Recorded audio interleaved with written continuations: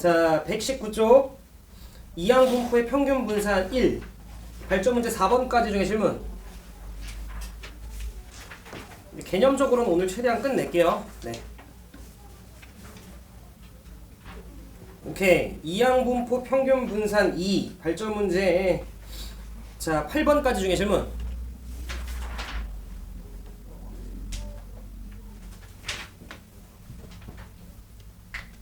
너무 잘 풀어. 너무 잘 풀어. 우리 여찬이 질문 있으면 해도 돼? 괜찮아? 오, 오케이. 자, 발전 문제 12번까지 중에 질문. 11번. 12번. 오케이. 자, 그 다음에 연속 확률 변수와 확률 밀도 함수. 자, 여기도 발전 문제 7번까지 중에 질문.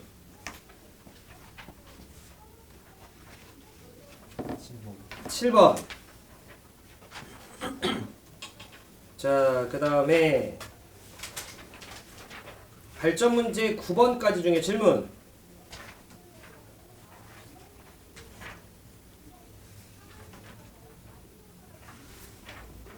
정규분포는 제가 숙제를 조금이라도 냈나요?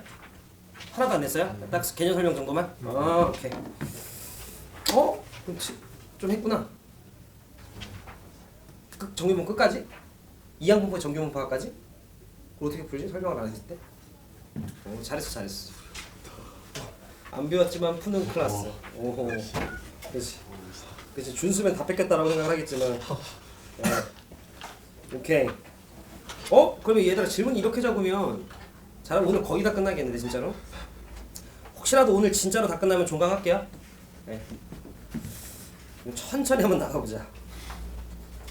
자, 여러분들이 이항 분포에서는 질문이 없지 않았네. 자, 127쪽의 발전 문제 11번 보자. 준수 숙제 열심히 했어? 네. 오케이, 준수야. 네. 이항 분포를 따르기 위해선 네. 좀 선행돼야 되는 조건들이 있지 않았었나? 우리가 그냥 무작정 얘는 이항 분포 따라 이렇게 얘기하지 않고 어떤 조건들을 충족을 시켜야지만 이항 분포를 따른다라고 쌤이 이야기했었잖아. 네. 응. 이게 뭐냐고.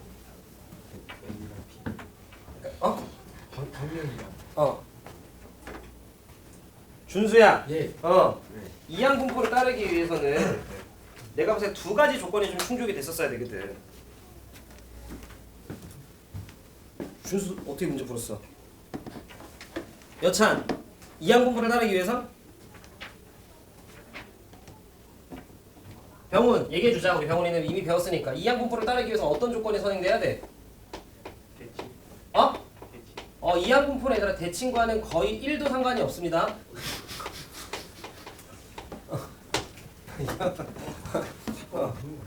자, 이항 분포는 대칭과 1도 상관이 없어, 이 고3들아. 독립 시행. 그렇지. 반드시 그 시행이 독립 시행해야 돼요. 자, 그리고 확률 변수 x가 어떤 의미를 갖고 있어야 돼? 횟수. 그렇지. 횟수의 의미를 갖고 있어야 돼. 괜찮으시죠? 네, 그래서 만약에 내가 어떤 독립인 시행을 n번 하고요. 자, 어떤 사건 A에 대한 발생 횟수를 이제 확률 변수 x라고 이야기를 할 때 사건 A가 매 시행마다 발생할 확률을 P라고 하면 발생하지 않는 확률은 1 빼기 P. 우리는 보통 이제 그걸 Q라고 좀 씁니다. 그랬을 때 우리는 확률 변수 x라고 하는 녀석을 독립인 시행을 n번 해. 그랬을 때 사건 A의 발생 횟수를 확률 변수 x라고 얘기를 하면 나는 저 녀석이 셀 수 있잖아. 하나, 둘, 셋, 넷. 이해되죠? 그럼 나는 저 녀석을 이산확률 변수라고 볼 수 있고 확률 분포표로 만들 수 있죠. 그러면 우리 준수가 봤을 때 확률 변수 x가 제일 작으면 얼마? 0. 제일 크면? 이로 우리가 만들 수 있는 거 괜찮으시죠? 그래서 확률 변수 x를 여러분들이 표로 만들어주면 자, 이 자식은 자, 지난 시간에 배운 내용 한 번만 좀 볼기. 자, 제일 작으면 0부터 자, 그 다음 1 뭐 가능하고 자, 요런 식으로 쭉쭉쭉쭉 가고 그래서 얘가 많이 발생하면 n번의 독립시행 중에 n번 다 발생할 수 있구나 요런 느낌으로 우리가 가시면 돼요. 자, 그럼 우리는 보통 이산확률 변수와 확률 분포표에서 밑에는 확률을 적잖아.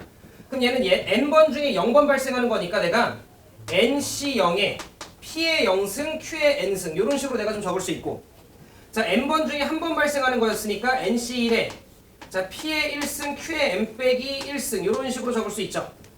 n번 중에 n번 다 발생하면 NCN에 P의 n승 이런 식으로 내가 확률 분포표를 적을 수 있어요.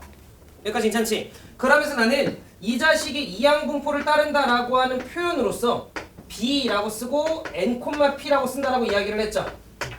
자, 그럼 실제로 우리는 이때 이 각각의 변수랑 대응하는 확률을 곱해서 더하면 우리는 그게 확률 변수 x의 평균임을 알 수 있는데 그걸 계산하는 과정은 고교 과정이 아니라 했죠. 그래서 그걸 그냥 우리가 계산을 하면 근데 지난 시간에 보니까 막 우리 유준이가 하고 있더라고요. 진짜 막 곱해서 이렇게 막 시정해서 막 계산하더라고. 예, 하든 필요 없습니다. 안 해도 돼요. 자, 그래서 그냥 계산을 했다라고 치면 자, 요 확률 변수 x의 평균이 여차라 어떻게 된다 했지? 그치? NP. 자, 병원 분산 어떻게 된다라고 얘기했죠? 네, NPQ. 자, 그래서 여러분들이 기억하셔야 될 건 요거. 자, 그리고 어찌됐건 내가 독립시행을 하는 거기 때문에 만약에 여러분들한테 그냥 단순히 x가 1일 때 확률을 물어보면 독립시행의 확률로 계산을 해줘야 된다까지는 우리가 알고 있어야 된다. 괜찮으시죠? 오케이, 요 정도 내용 인지하면서 발전 문제 11번 봅시다.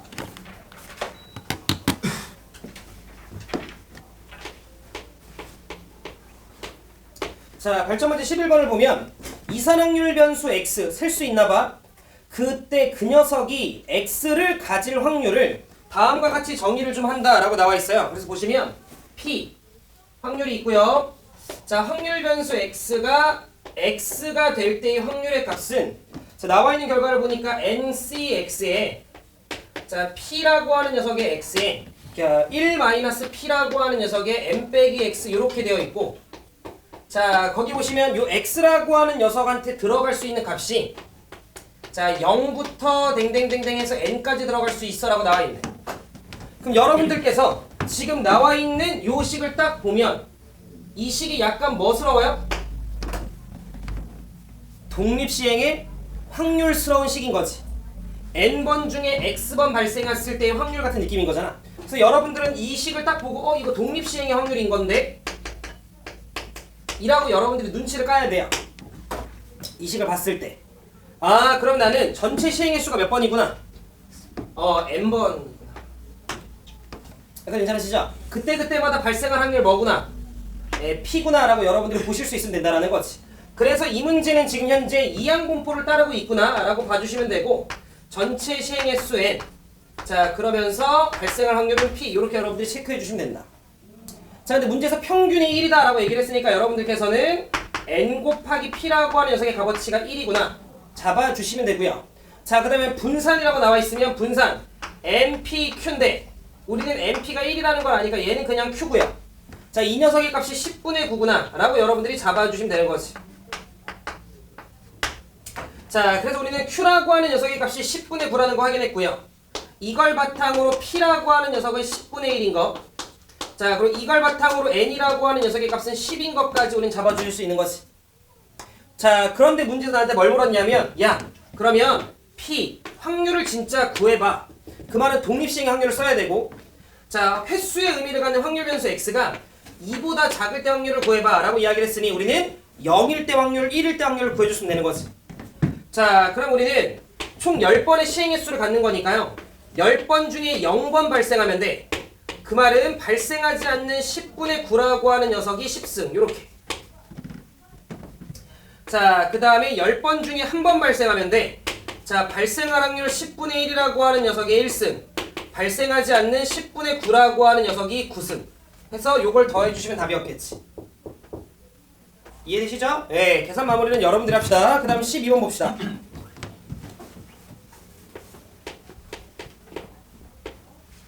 우리 준수 이해될까요? 네. 어야. 자, 12번을 좀 보니까요. 어느 창고에 부품 S가 3개, 부품 T가 2개가 있대요. 아, 오케이. 창고가 있는데 자, 부품 S가 있고 부품 T가 있는데 부품 S는 3개 있고요. 부품 T는 2개 있대요. 자, 그런데 이때 부품 2개가 추가로 들어왔대요. 좀만 더 읽어보니까 추가되는 부품은 S 아니면 T 둘 중에 하나래요. 그러면서 추가되는 부품 S의 개수, 횟수는 이항 분포를 따른다라고 나와 있네. 아, 자, 그럼 다시 나는 여기에 2개의 부품을 추가시킬 거야. 그럼 약간 우리는 어떤 느낌으로 생각을 해주시면 되냐면 자, 두 번의 독립된 시행을 하는구나 라고 생각을 해주면 되는 거고, 자, 그 다음에 추가되는 부품 S의 개수, 요 확률 변수 X라고 하는 녀석이 S의 개수인데 이걸 우리가 충분히 횟수의 의미로 바라보실 수 있죠. 그러면 두 번의 독립된 시행을 하고 그때마다 추가되는 S의 개수, 그럼 0개 추가될 수도 있고 1개 추가될 수도 있고 2개 추가될 수도 있고 한 거잖아. 그럼 표 만들 수 있고 이항분포였겠죠. 그래서 문제에서 나한테 뭐라고 이야기를 했냐면 그 자식이 이항분포를 따른대. 자, 총 두 번의 시행을 하고 그때마다 확률이 2분의 1이었다라고 하는 건 이런 소리죠. 부품 S가 추가될 확률이 2분의 1이었다라고 여러분들 읽어주시면 되는 거지. 자, 그런데 문제에서 뭐라고 얘기했냐면, 자, 이 7개의 부품 중에 라고 얘기를 했다라는 건 부품 2개가 들어왔기 때문에 7개가 되는 거야. 자, 그 중에 내가 1개를 선택을 했는데 그게 T였으면 좋겠대요. 추가되는 부품이 모두 S였을 확률은 이라고 얘기를 했네. 그러면 끝난 것 같아요. 보자. 우리는 추가되는 부품이, 준수야, 네. 둘 다 S일 수도 있죠. 네. 즉 추가되는 부품이 둘 다 S일 수 있고요. 또는 추가되는 부품이 S 하나, T 하나일 수 있고요. 또는 추가되는 부품이 T 2개일 수도 있죠. 그런데 문제에서 원했던 건 추가되는 부품이 모두 S였을 확률이니까 요 값이 위로 올라가 주면 되는구나 라고 여러분들이 읽어주시면 되는 거지. 괜찮아요? 물론 그 전에 선행되는 게 내가 7개 중에 뽑았을 때 T가 뽑혀야 돼요. 그거까지 신경을 써야 돼. 자, 그럼 가봅시다. 그러면 정말 부품 S 2개가 추가될 확률을 구해야 돼. 나는 독립인 시행을 2번 하는데 그러면 2번 중에 2번 다 발생해야 돼. 자, 2분의 1이라고 하는 녀석의 2승. 요렇게 되면 부품 S가 2개가 추가된 거지. 여기까지가. 그럼 부품이 총 몇 개가 돼? 7개가 돼. 그 중에 하나를 뽑았는데 그게 T여야 돼. 7분의 2까지 여러분들이 체킹을 해주시는 게 마무리죠. 자, 그 다음 부품 S 하나, T 하나가 추가된다라는 건 얘들아, 두 번의 독립된 시행 중에 B가 한 번 들어왔어요. 미안, S가 한 번 들어왔어야 돼.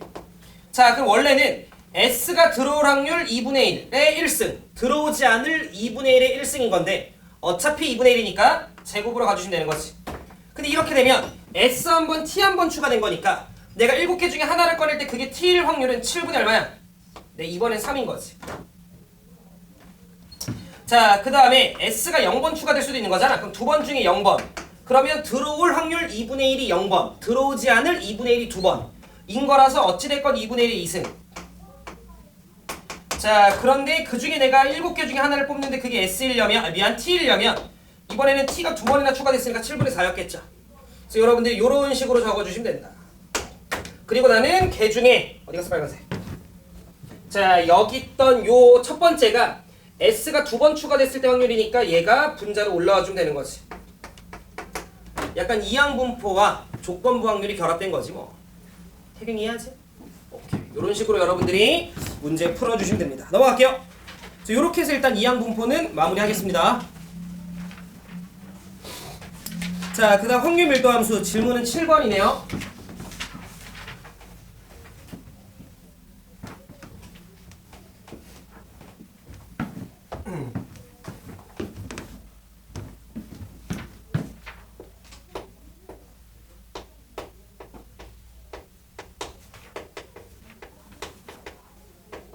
아이고. 자, 우리가 요 확률 밀도 함수에는 이제 제목이, 자, 연속 확률 변수와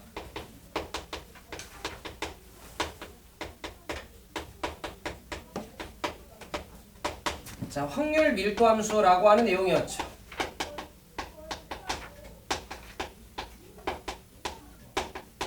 그치, 준수야? 자, 그럼 연속 확률 변수라고 하는 건 여차나 뭐였어?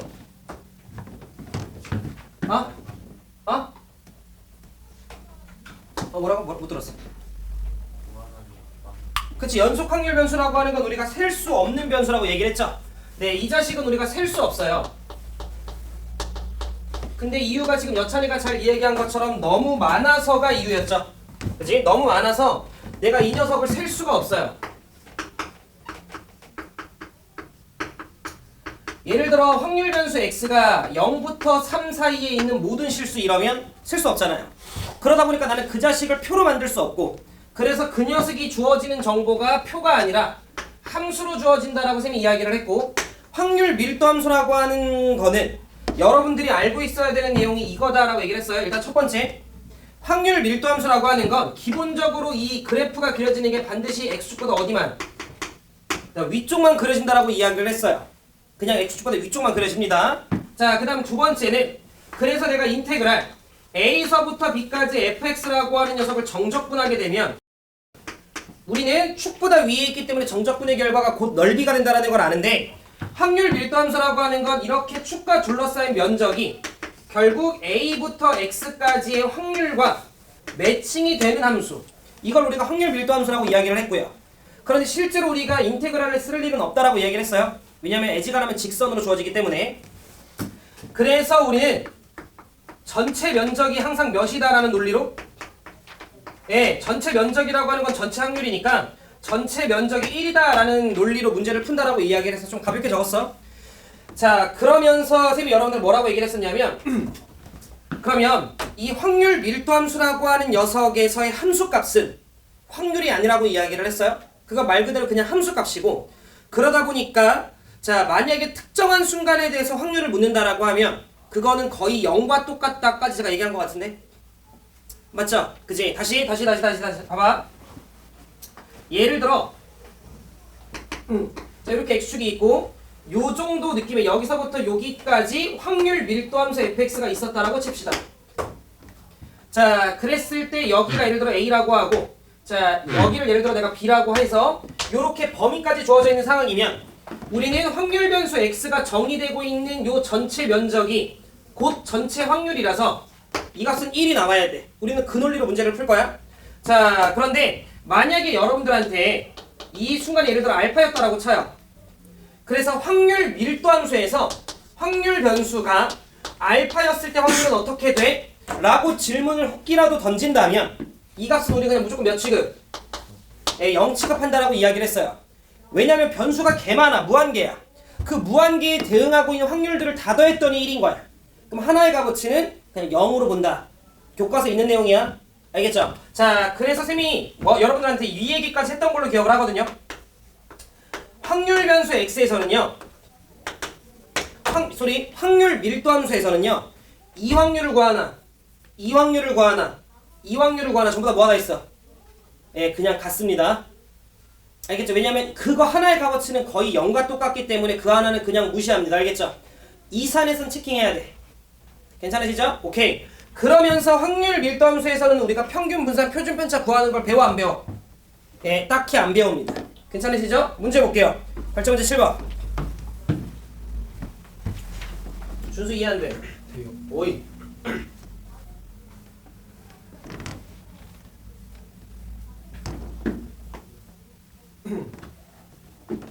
자, 발전 문제 7번을 좀 보시면 연속 확률 변수 x의 확률 밀도 함수 fx가 다음과 같대요. 자, 그러면서 fx가 있는데 fx가 2분의 1 x래요. 확률 밀도 함수라고 이야기를 했기 때문에 면적의 확률이 돼야 됩니다. 자, 그러면서 이 녀석의 x의 범위가 0부터 2 사이야 라고 나한테 이야기를 했네. 그러면 얘가 정의되고 있는 범위에서는 무조건 확률의 총합이 1이 돼야 돼. 전체 면적이 1이 돼야 돼. 자, 그래서 좀 보면 이쪽 어디가 2 1. 자, 그래서 확률 밀도 함수 그래프를 그려보면 0 넣었을 때 빵, 2 넣었을 때 1 이어가지고 면적 구하시면 1 나오네요. 오케이. 근데 문제에서 나한테 뭐라고 얘기했냐면 집중. 내가 어떤 시행을 할 거래요. 근데 매 회의 시행마다 사건 A가 일어날 확률이 0과 1 사이 확률값이랑 똑같대요. 그럼 이쪽 어디가 1일 거 아니야. 그럼 여러분들이 요 자식 면적 구하면 암산 되시죠? 4분의 얼마야? 1이었다는 걸 우리가 확인해 줄 수 있죠. 그럼 나는 사건 A의 발생 확률이 4분의 1로 일정할 때 라고 읽어주시면 되는 거지. 그럼 3번의 독립된 시행에서 사건 A가 2번 발생할 확률이라고 이야기를 했으니 독립시행 확률이네요.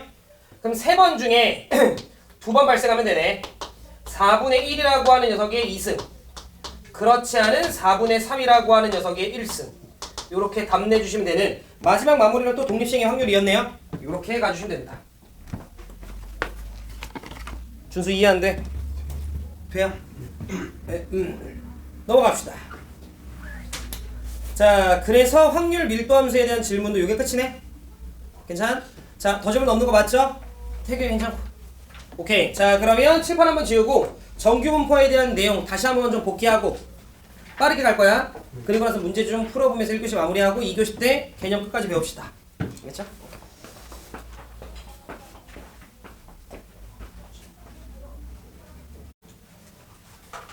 준수야, 이제 우리가 요번 시간에 학습할 내용, 지난 시간에 개념은 제가 쭈루룩 좀 짚었던 것 같은데 뭐죠? 무슨 분포? 네, 정규 분포. 자, 정규 분포도 얘들아, 여러분들이 이 앞에 학습했던 이항 분포랑 마찬가지로 이산확률 변수와 확률 분포표 중에 특별한 꼴을 이항 분포라고 하는 것처럼 연속 확률 변수와 확률 밀도 함수에서 좀 특별한 형태를 정규 분포라고 한다라고 얘기를 했어요. 그랬을 때 쌤이 여러분들한테 무슨 이야기를 한번 했었냐면, 자, 일단 아마 그래프에 대해서 소개를 했을 거예요. 자, 정규 분포를 따르는 확률 밀도 함수라고 하는 녀석의 식은 어떻게 생겼었는지 혹시 우리 준수 기억나시나?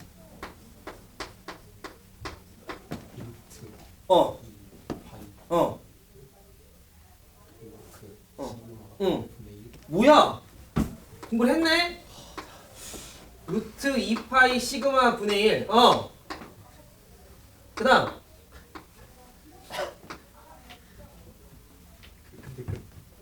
뭐?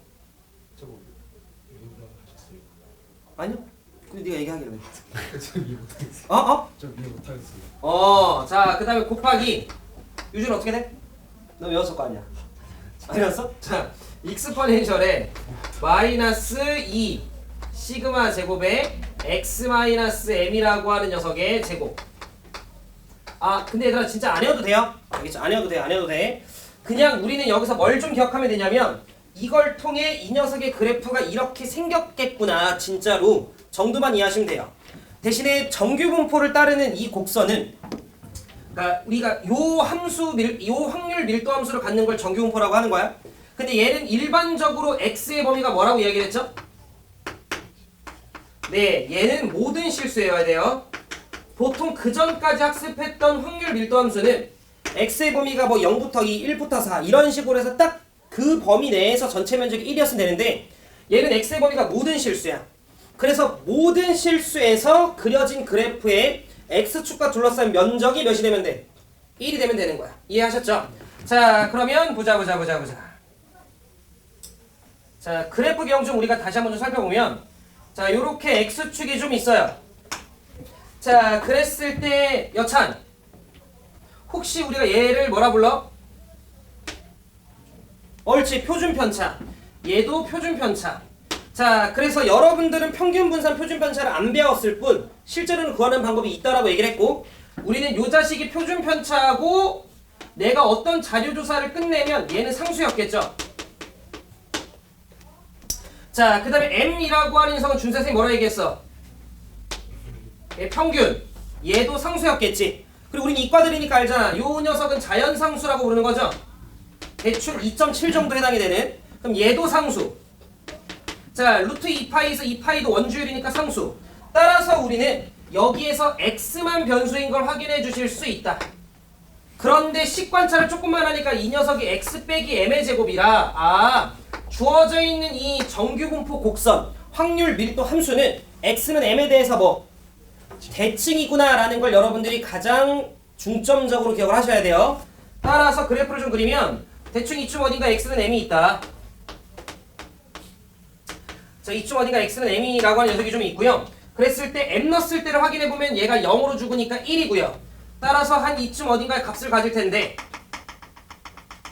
자, 그 값이 루트 2파이 자 시그마 분의 1이구나 라고 하는 거 정도는 기억해달라고 했어. 얘는. 자, 그러면서 얘를 좀 찍으면서 그 다음에 m보다 클 때 값을 보면 이 값은 커지는데 앞에 마이너스가 있으니까 점점 작아질 수밖에 없고, 지수함수니까 점근선을 따른다라고 이야기를 했죠. 점근선을 갖는다. 따라서 점근선은 x축이라서 가면 갈수록 작아지면서 이런 느낌의 그래프의 경이 그려진다. 근데 x는 m에 대해서 대칭이다 보니까 이런 식으로 생기는 그래프를 우리는 정규분포 곡선이라고 이야기를 한다. 그랬을 때 우리는 요 자식의 전체 면적이 준수의 얼마? 이다라고 제가 이야기를 했었죠. 괜찮으시죠? 그래서 저런 느낌으로 생기는 녀석을 우리가 정규분포라고 이야기를 하고 정규분포 곡선이라고 얘기를 한다. 정규분포 곡선도 확률 밀도 함수라서 확률 밀도 함수가 따르는 걸 다 따르고 계셔야 돼요. 면적이 확률이 돼야 돼. 알겠지? 오케이. 자, 그러면서 제가 여러분들한테 두 번째로 이 그래프의 성질에 대해서 이야기를 했죠. 정규분포의 가장 중요한 성질은 얘들아, x는 지난 시간에 했던 거에 대해서 조금 더 간략하게 적을게. 자, 정규분포의 가장 중요한 성질은 x는 m에 대해서 대칭이다, 평균 대칭이다라고 하는 걸 여러분들 기억을 하셔야 되고, 그렇기 때문에 자 p, 자 확률 변수 x가 m 이상이었을 때 확률 준수의 얼마일까? 쌤 마침 오늘 종가 3 2 1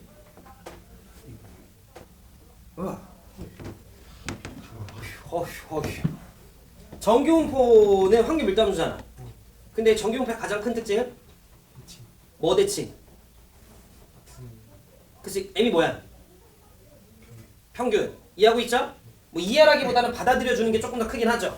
그런데 확률 밀도 함수니까 전체 면적이 얼만데?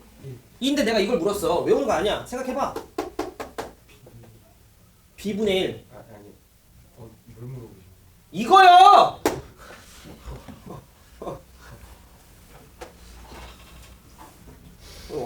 억지스. 얼마겠어요, 차?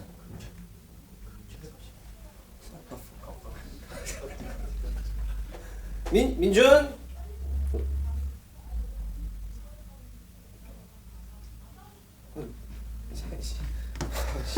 2분의 1. 어? 왜? 무조건 2분의 1이야? 네? 무조건 2분의 1이야? 2분의 1이죠. 얘들아 외우는 게 아니잖아. 여차나 전체 면적이 얼만데?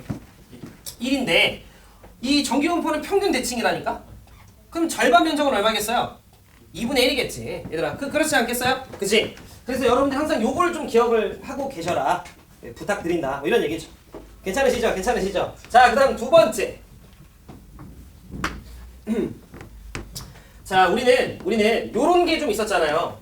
전체 면적이 1이다 보니까 내가 예를 들어 지금 조사한 게 A반에 해당되는 수학 점수의 분포였다면, 예를 들어 B반은 여길 찍은 거야.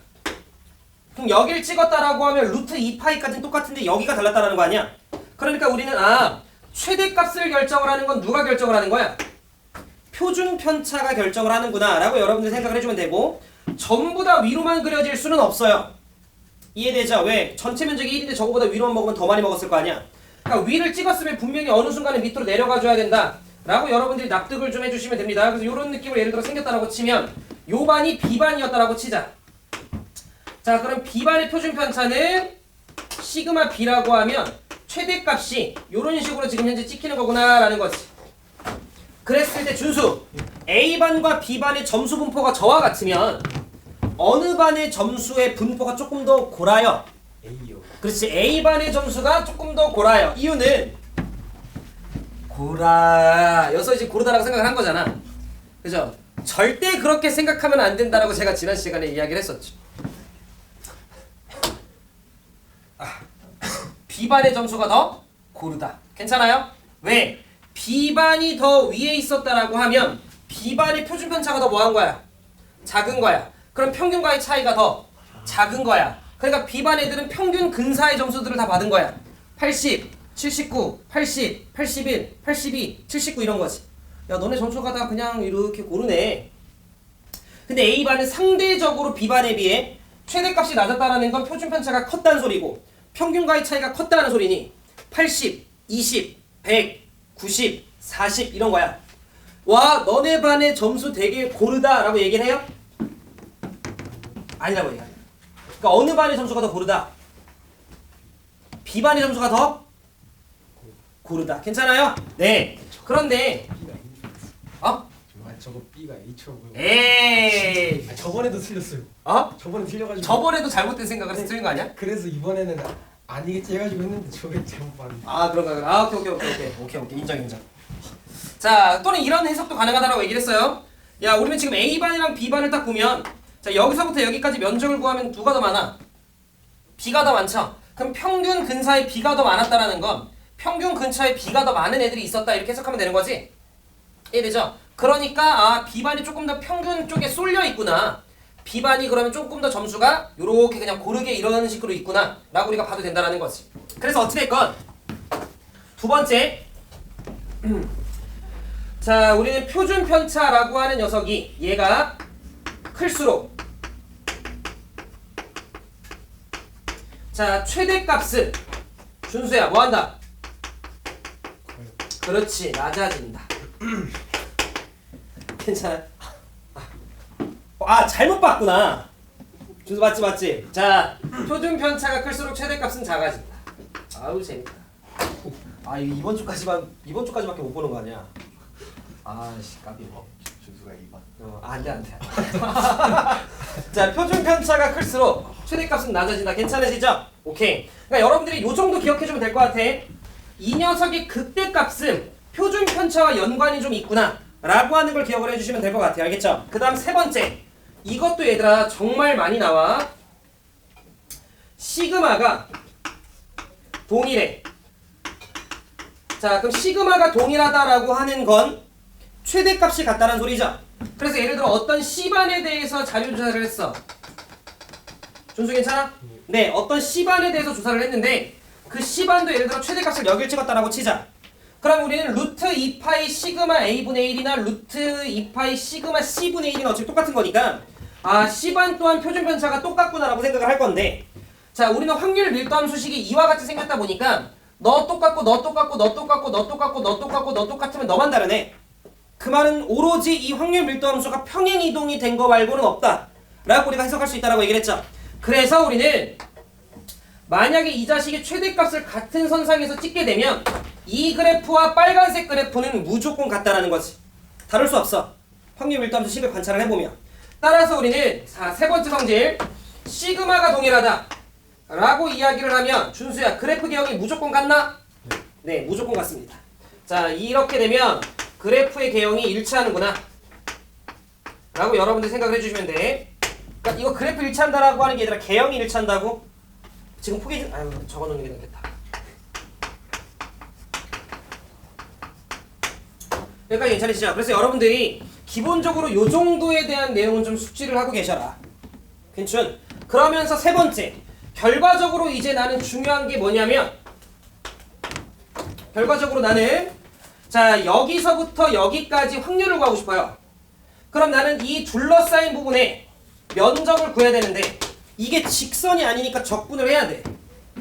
여기까지 괜찮아? 그런데 우리는 어찌됐건 표준 편차라고 하는 건 내가 어떤 자료를 조사하냐에 따라 다를 수 있고 평균도 다를 수 있기 때문에 꼭 이런 느낌의 대칭 느낌을 따르는 곡선이라 하더라도 무한개의 정규분포가 존재할 거야. 그럼 그때그때마다 내가 인테그랄해서 막 면적 구하는 게 귀찮았다고요. 그래서 나는 이거를 단일화 시켰지. 그걸 좀 있어 보이게 우리는 무슨화? 표준화라고 이야기를 한다. 지난 시간에 여기까지 설명했었어요. 자, 표준화라고 이야기를 하는데 자, 어떻게 우리가 표준화를 시키냐면 주로 변수는 Z를 많이 쓰고요. 기존에 있던 확률 변수 X에서 누굴 빼고 평균을 빼고 누구로 나누는 표준 편차로 나누는 요렇게 치환을 좀 이용을 한다라고 제가 이야기를 했죠. 그래서 제 얘기 한번 들어봐 주세요. 자, 내가 확률 변수 X라고 하는 녀석이 정규 분포를 따르면 이항 분포처럼 표현하는 방식이 이렇게 N이라고 좀 쓰면서 평균을 쓰고 옆에 표준 편차의 제곱, 즉 분산을 이렇게 적어준다라고 이야기를 했었습니다. 괜찮으시죠? 자, 그럼 여러분들은 이런 걸 딱 보면 아, 얘가 정규 분포를 따르는구나. 정규 분포의 가장 중요한 성질은 평균에 대해 대칭인데 그러면 이렇게 대칭 느낌 나게끔 곡선 하나 그려주시고요. 그냥 여기 정가운데가 M이구나 라고 여러분들이 생각을 해주시면 돼. 그런데 내가 이와 같이 그 변수를 Z라고 하는 녀석으로 바꿔주면 요런 일이 발생한다라고 이야기를 했어요. 잘 들어. 자, 우리는 자, 확률 변수 Z에 대해서 평균을 구하고 싶어. 그럼 얘는 기존 확률 변수 X의 평균에서 M을 빼고 표준 편차로 나누면 돼. 확률 변수의 성질에 따라. 다시 나는 확률 변수 X에 3을 더한 거에 평균을 구하고 싶으면 기존 평균에 3을 더하면 돼. 확률 변수 X에 M을 뺀 거에 평균을 구하고 싶으면 기존 평균에 M을 빼면 돼. 이거는 우리가 앞쪽에서 배웠던 내용이야. 근데 기존 평균이 얼마야? M. 그러다 보니까 내가 이렇게 치환을 하게 되면 확률 변수 Z의 평균은 무조건 몇으로 바뀌어? 0으로 바뀐다라고 이야기를 했지. 자, 그 다음 나는 확률 변수 X라고 하는 녀석의 2배를 한 거에 표준 편차를 구하면 얘는 원래 표준 편차의 2배를 하면 돼. 확률 변수 X의 3분의 1배를 한 다음에 표준 편차를 구하면 원래 표준 편차의 3분의 1을 하면 돼. 분산은 제곱배를 하는 거였고 더하기 얼마가 있는 건 편차에 영향을 주지 않기 때문에 그건 무시한다라고 얘기를 했습니다. 그러면 얘는 기존의 확률 변수 X의 표준 편차에 시그마 분의 1을 해주면 돼. 누구를? 확률 변수 Z의 표준 편차를 구할 때는. 그런데 기존 확률 변수 X의 표준 편차가 시그마다 보니까 그걸 다시 시그마로 나누면 얘는 무조건 1로 바뀐다. 그러면 어떤 확률 변수 X 그리고 그 녀석이 어떤 정규분포를 따르든 무조건 표준 편차가 1로 바뀌어. 표준 편차가 똑같으면 그래프 개형이 일치해. 따라서 모든 그래프들이 다 한 개의 그래프로 변환이 된다라고 제가 이야기를 했습니다. 괜찮아요? 그러면서 원래 정규분포는 평균 M에 대해서 대칭인데 확률 변수 Z로 변환을 하는 순간 평균이 0으로 바뀌기 때문에 저렇게 지금 쌤이 왼쪽에다가 그래프를 그렸던 것처럼 평균의 위치가 이렇게 달랐더라도 요 과정을 거치면 전부 다 평균이 0이었던 녀석으로 변환이 된다. 그리고 표준 편차가 전부 다 1이었기 때문에 전부 다 딱 이 그래프 개형 하나로 통일이 된다. 여긴 Z고요. 요런 이야기를 제가 얘기했었죠. 괜춘. 그래서 예를 들어 자, 저랑 발전 문제 4번을 좀 보시면 조용. 발전 문제 4번을 좀 보시면 확률 변수 X가 있어요. 이 자식이 정규분포를 따른다. 이 자식이 정규분포를 따르는데 평균이 45. 자, 표준 편차가 6이다 라고 이야기를 하면 여러분들은 그냥 요 조건을 봤을 때 아, 여기가 45구나 하면서 요런 그래프를 딱 떠올려 주시면 되는 거야. 그런데 거기 발전 문제 1번을 보면 1번 말고 2번을 보면 발전 문제 4번에 2번을 보면 발전 문제 4번에 2번을 보면 거기 뭐라고 나와 있냐면 57 이상의 확률을 구해봐 라고 이야기를 했다고. 그럼 원래는 어떻게 해야 되냐면 가장 기본 원래 그런 방법은 요 시그마 자리에 6을 넣으셔야 돼. 평균 자리에 45를 넣어야 돼. 그리고 여러분들이 이 자식을 인테그랄 57부터 무한대까지 정적분을 때렸어야 된다고. 근데 그게 졸라 힘들잖아. 그래서 나는 표준화라고 하는 작업을 거쳤고 표준화라고 하는 작업을 거치면 변수는 무조건 이제 Z인데 얘는 평균이 전부 다 몇으로 귀결되고 0으로 귀결이 되고 그 다음 표준 편차는 전부 다 1로 귀결이 되는 녀석으로 바뀌면서 이 그래프가 얘로 바뀐다고. 자, 그럼 우리는 지금 요 과정에서는 확률 변수 Z가 확률 변수 X에서 평균 45를 빼고 그 다음 표준 편차 6으로 나누는 형태로 표준 편차 6으로 나누는 형태로 바꿔주시면 되는데 45 넣어봐. 뿅뿅 하면서 몇으로 바뀌어? 0으로 바뀐다고. 그러면서 57이라고 하는 녀석 여기다 57 넣으면 45 빼면 12 6으로 나누면 2라고 하는 녀석으로 이렇게 57이 바뀐다고요. 그러면서 여러분들은 지금 문제에서 확률 변수 X가 57 이상일 때를 구하라고 이야기를 했는데 내가 표준화를 시켜보니까 얘는 확률 변수 Z가 2 이상일 때를 구하는 거랑 일맥상통하구나 인 거야. 그리고 요 자식에 대해서는 나와 있다라는 거지. 문제표에 저거 표 보는 건 이야기해줬습니다. 자, 거기 스몰 z가 2였을 때 오른쪽을 보면 0.477이라고 나와 있죠. 그게 의미하는 바가 0부터 2까지 확률이 0.477이다라는 걸 이야기하는 거야. 그러면 우리는 요 값이 0.477인 거야. 여찬 이해돼? 준수 이해돼? 오케이. 그랬을 때 우리 동민이 이해돼? 그럼 요 값을 어떻게 구할 거야? 라고 얘기를 하면 우리는 절반 면적이 얼마니까? 0.5니까 거기에서 0.4772를 빼서 이 값은 0.0228이구나. 이런 식으로 여러분들이 해석을 해줄 거다라는 거지. 뭐 약간의 소수 계산은 여러분들이 해주셔야 돼. 뭐 그거는. 그래서 결론. 우리는 진짜로 정적분 할 일이 없다. 그래서 이와 같이 표준화만 시켜준 상태로 답 내겠다. 그럼 나와 저 확률값은 문제의 표로 다 주어져 있으니 여러분들께서는 그 표 보고 잘 읽어주고 잘 계산만 해주면 돼. 자, 그래서 기존의 정규분포 곡선을 표준화시켜서 바뀐 요 곡선을 표준 정규분포 곡선이다 라고 내가 이야기한다 했고, 옆에 나와 있는 표를 표준 정규분포표라고 이야기한다 했다. 표준화시키면 이렇게 귀결되기 때문에 그래프 개혁은 하나로 통일된다. 괜찮으시죠? 그래서 우리가 정규분포에 대해서 요 정도 내용 살펴봤었어요. 괜찮? 오케이. 자, 그럼 제가 칠판을 좀 지우는 동안 해설 가리시고 기본 문제 1번, 기본 문제 3번, 기본 문제 4번 이렇게 3개 후루룩 좀 풀어보세요.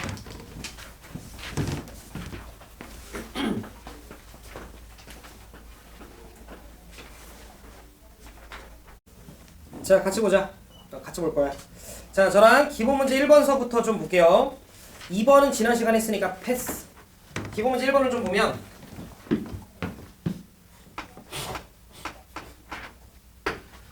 자, 확률 변수 x가 있대요. 자, 확률 변수 x라고 하는 녀석이 정규분포를 따른대. 오케이, 그런가 봐.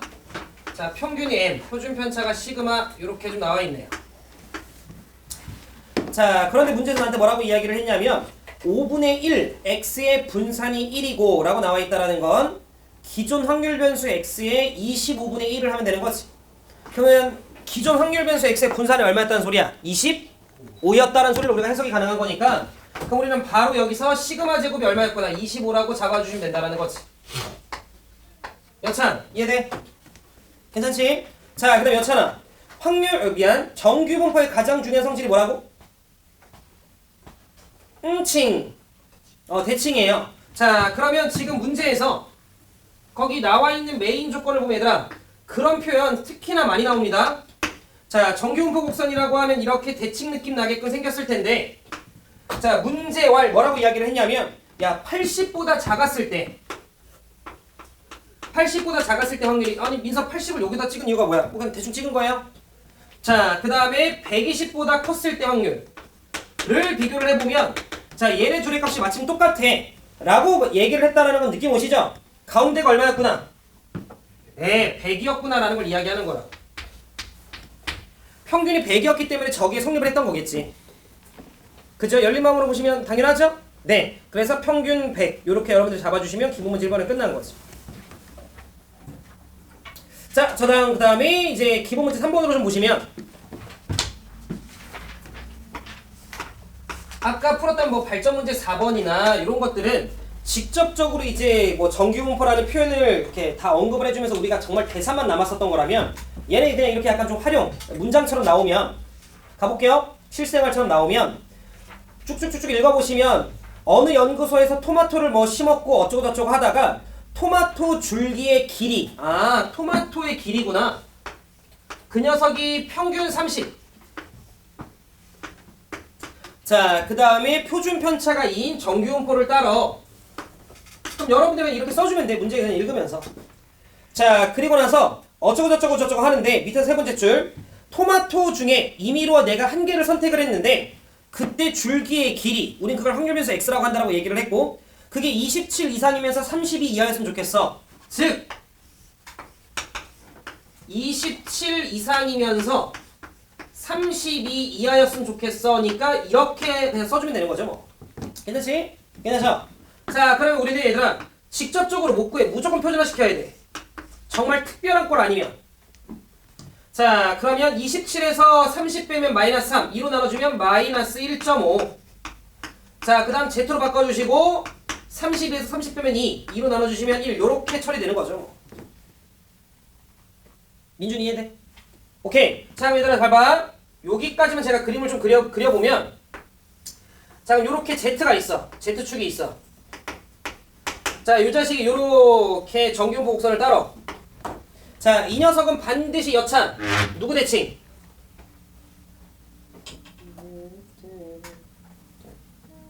영대칭. 괜찮아요? 정규문 표준화를 시키면 얘들아 무조건 영대칭. 준수야. 영대칭. 알겠지? 영대칭이에요. 자, 그러면서 마이너스 1.5라고 하면 대충 한 요 정도. 자, 그 다음에 1이라고 하면 뭐 대충 요 정도. 그럼 우리 여찬이가 봤을 때 요 면적은 얼마일 것 같아?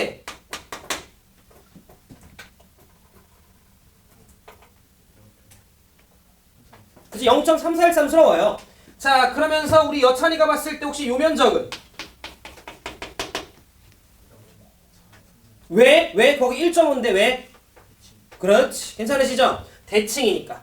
어떤 뉘앙스인지 느낌 오셨죠? 요렇게 여러분들이 잡아주시면 된다는 거예요. 자, 넘어갑시다. 그거 두 개 더해준 게 다. 현준이 이해했지? 오케이. 자, 그 다음 발전 문제 4번, 기본 문제 4번 봅시다.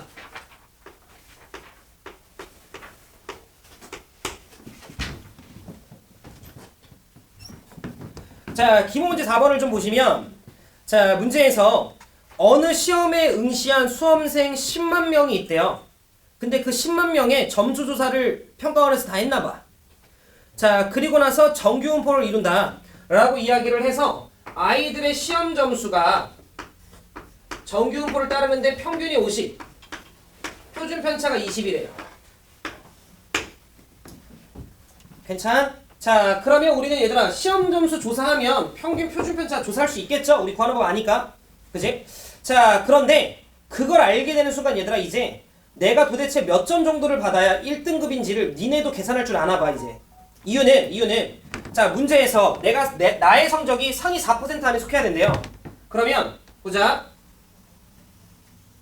자, 이렇게 점수 분포가 있어. Z라고 좀 치자. Z라고 좀 쳤을 때 요렇게 정규분포 곡선이 있는데 내가 받은 점수가 상위 4% 안에 들어갔으면 좋겠는 거야. 근데 상위 4%라고 하는 걸 우리는 이렇게 소수로 바꾸면 0.04라는 거 정도로 알죠? 그럼 여러분들 오른쪽 나와 있는 거기 표준 정기분포 표에서 Z값 어디에 눈이 가야 돼? 1.75에 눈이 갔어야겠지. 뭐 느낌 이해되죠? 네. 1.75에 눈이 갔어야 돼. 준수 이해 안 돼? 돼요. 그러면 이런 느낌이야. 내가 받은 점수를 별이라고 치자. 내가 받은 점수를 표준화 시킬 거야. 평균 50점을 빼고 표준 편차 20으로 나눌 거야. 그럼 나의 점수가 어떤 Z값으로 변환됐을 거 아니야. 그게 상위 4% 안에 속하려면 여찬 여기 있어야 돼 1번, 여기 있어야 돼 2번. 2번에 있어야 돼요. 내가 받은 점수를 표준화 시켰을 때 상위 4%를 결정짓는 1.75보다 큰 곳으로 떨궈져 주면 나는 상위 4% 안에 들어간 거겠지. 이해돼요? 이런 식으로 계산해 주시면 거기 나와 있는 것처럼 뭐 85점 요 정도로 매칭이 되나 봐요. 뚱민 이해돼? 옳지. 뭐 얘들아 다 약간 비슷한 결인 건 이해되죠? 오키도키. 그런데 이게 얘들아 봐봐. 그래프 활용으로 바뀌면 발전 문제 18번. 저 때부터가 보통 이제 시작이거든요. 꽤 오래전 문제이기는 한데 저 때부터 이제 약간 좀 그래프 활용, 대칭을 좀 정말 눈여겨서 이용해야 되는 문제들이 좀 등장을 해요. 자, 기본 문제 5번은 여러분들이 해보시고 저는 발전 문제 18번을 해볼 건데 저랑 볼게요.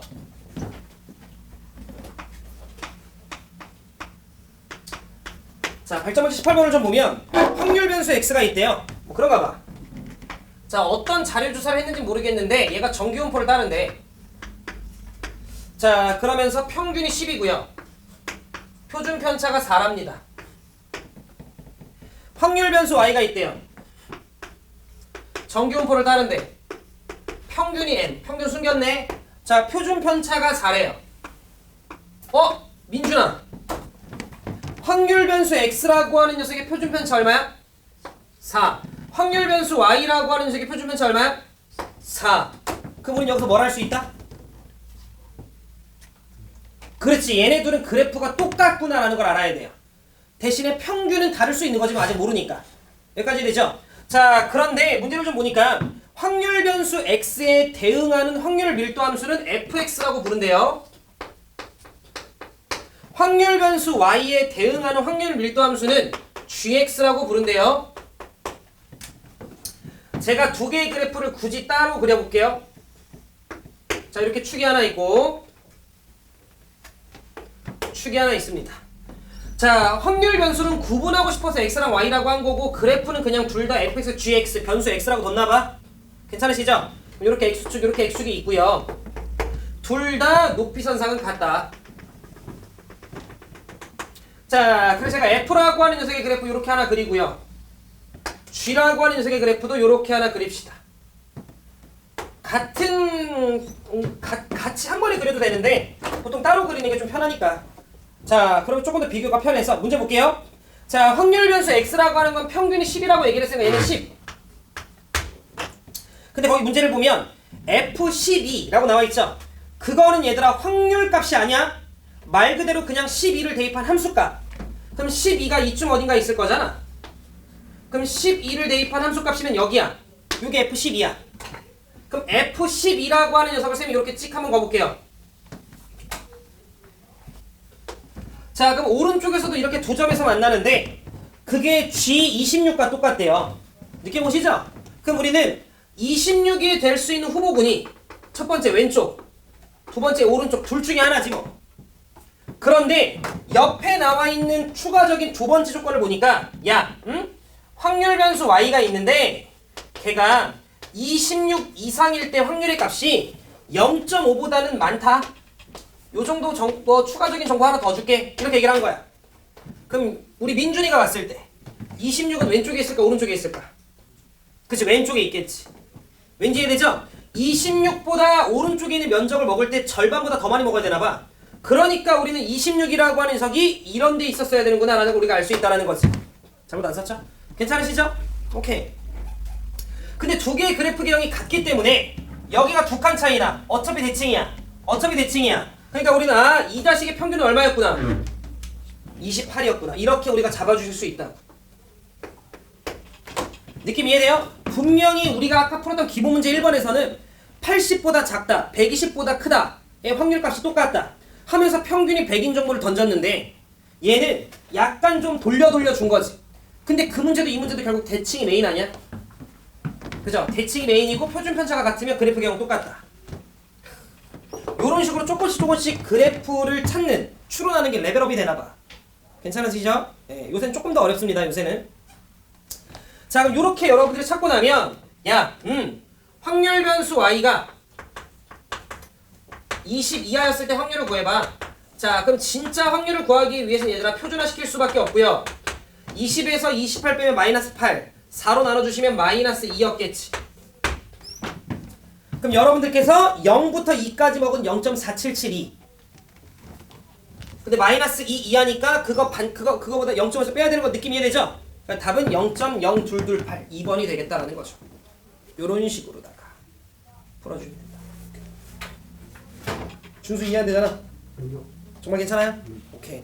요게 정규 분포입니다. 유준이 괜찮지? 자, 칠판 한번 좀 지우고요.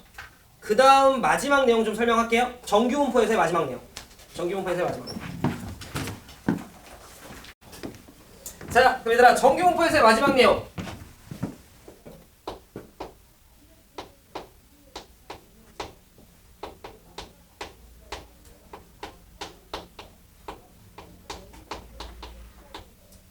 이항 분포의 정규 분포와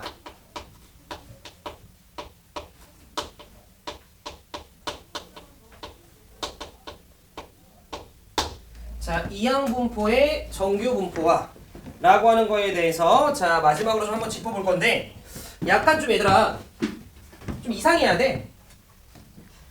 왜냐면 이항 분포는 무슨 확률 변수야? 이산 확률 변수야. 그리고 정규 분포는 연속 확률 변수야. 그러는데 이항 분포를 정규 분포화 시킬 수 있다는 거잖아. 괜찮으시죠?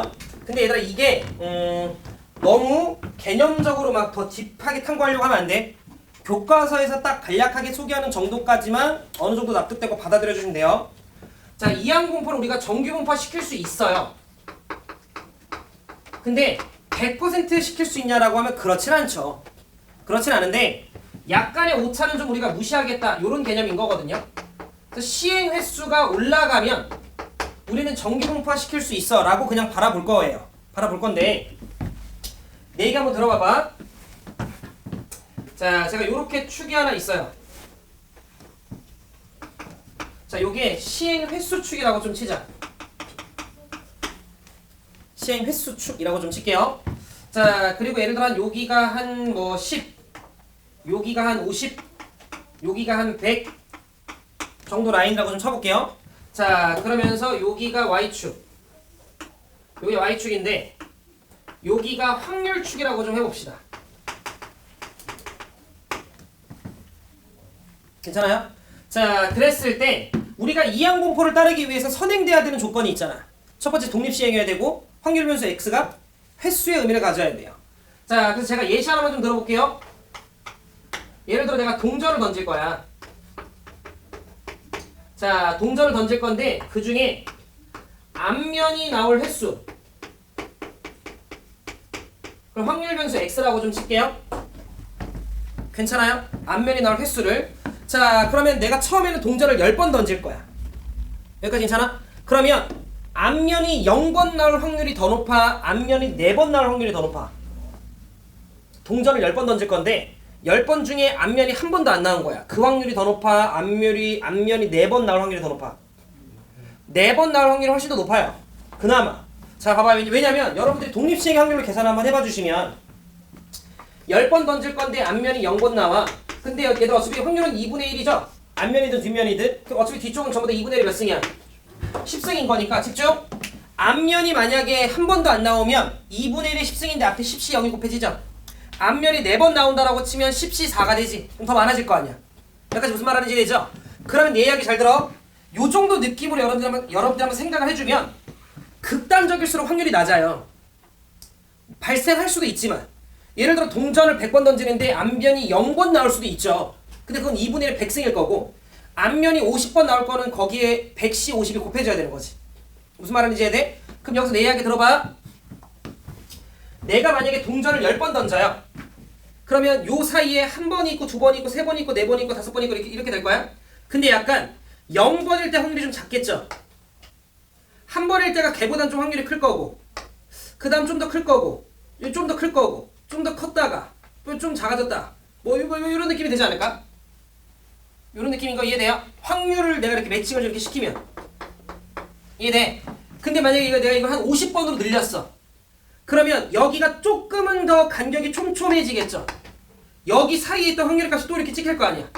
느낌이 이해돼? 그래서 만약에 내가 앞면을 50번 던진다라고 치면 그때는 약간 요런 느낌으로 생기지 않을까라는 거지. 이해돼? 근데 예를 들어 내가 예를 들어 동전을 한 100번 던져. 그럼 조금 더 어떤 느낌에? 요런 느낌에 조금은 더 정규분포스러운 곡선처럼 바뀌지 않을까라는 거야. 물론 얘들아 이게 원래 연결되지 않아요. 땅땅땅땅땅땅 끊어지는 게 맞지? 유준이 이해하지? 근데 그냥 그걸 좀 내가 연결해보면 원래는 뭐 딱딱딱딱 하면서 약간 뭔지 알죠? 뭔지 알지? 약간 뭐 이렇게 약간 이렇게 되겠지만 뭔지 알죠? 그렇게 연결해주면 근데 이게 좀 시행일 수가 많아지면 보드를 약간 요런 느낌으로 생기겠다라는 거죠. 이해돼? 따라서 우리는 이항분포를 따르는 과정 중에 내가 시행횟수를 좀 뭐하면 늘려주면 그랬을 때 그 이항분포를 마치 그냥 나는 뭐처럼 정규분포처럼 생각을 하고 문제를 풀어도 약간의 오차는 있겠지만 그 정도는 개무시하자. 요 정도 느낌으로 우리가 바라보겠다라는 거지. 이해돼요? 따라서 내 얘기 잘 들어 얘들아.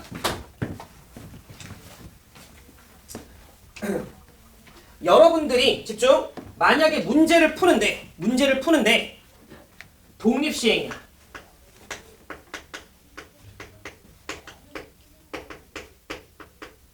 그런데 횟수가 확률 변수 x야. 그럼 일단 여러분들께서는 이 문제 무슨 문제구나. 이항분포 문제구나 라고 여러분들 생각을 하셔야 되는 게 맞지 일단. 네. 독립시행이면서 횟수의 의미를 가지면 이 문제는 이항분포예요.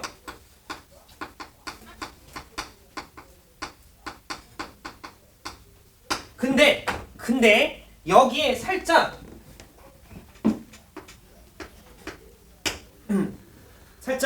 문제를 좀 살펴보니까 표준 정규 분포표가 있는 거야.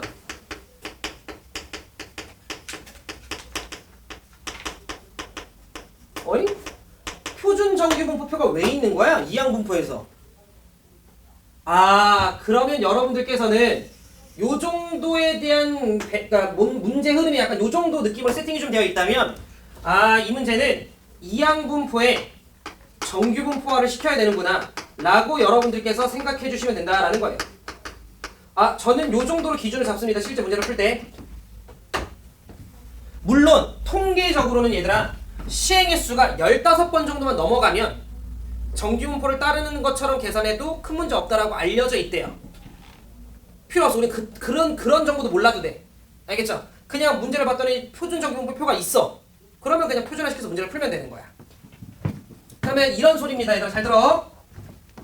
확률 변수 x가 있어요. 아, 위에다 써야겠다. 확률 변수 x가 있어.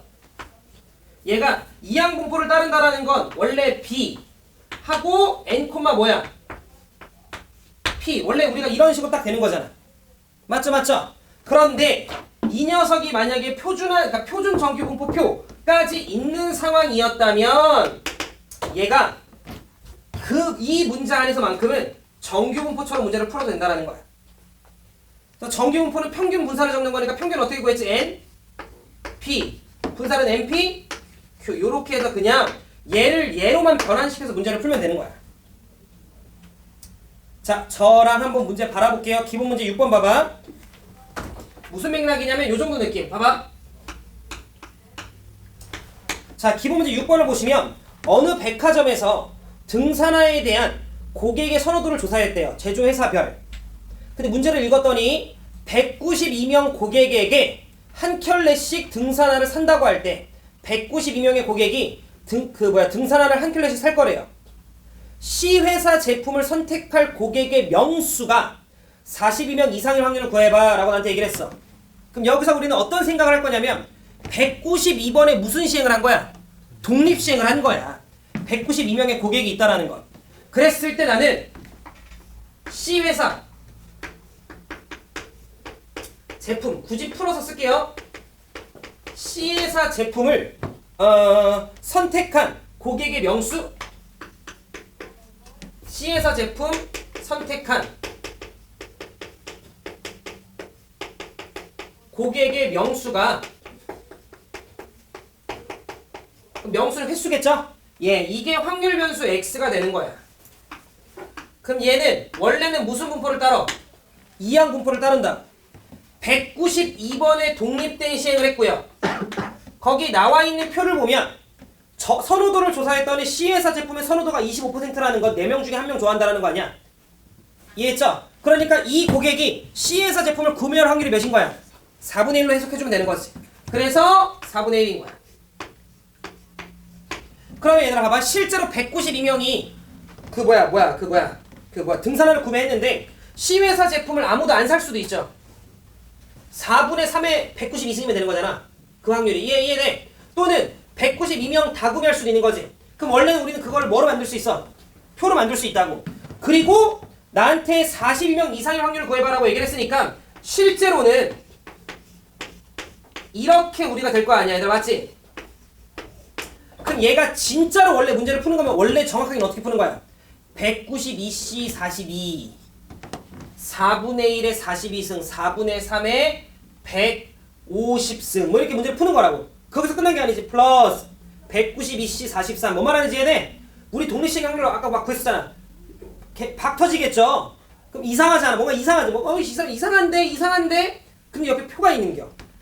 그럼 그렇게 푸는 게 아닌구나. 눈치 까면 된다고요. 그걸 눈치 못 까고 슈만 표가 있는데도 그걸 꾸역꾸역 구하고 있으면 그 자식이 이상한 거지. 이해되죠? 그럼 이 문제는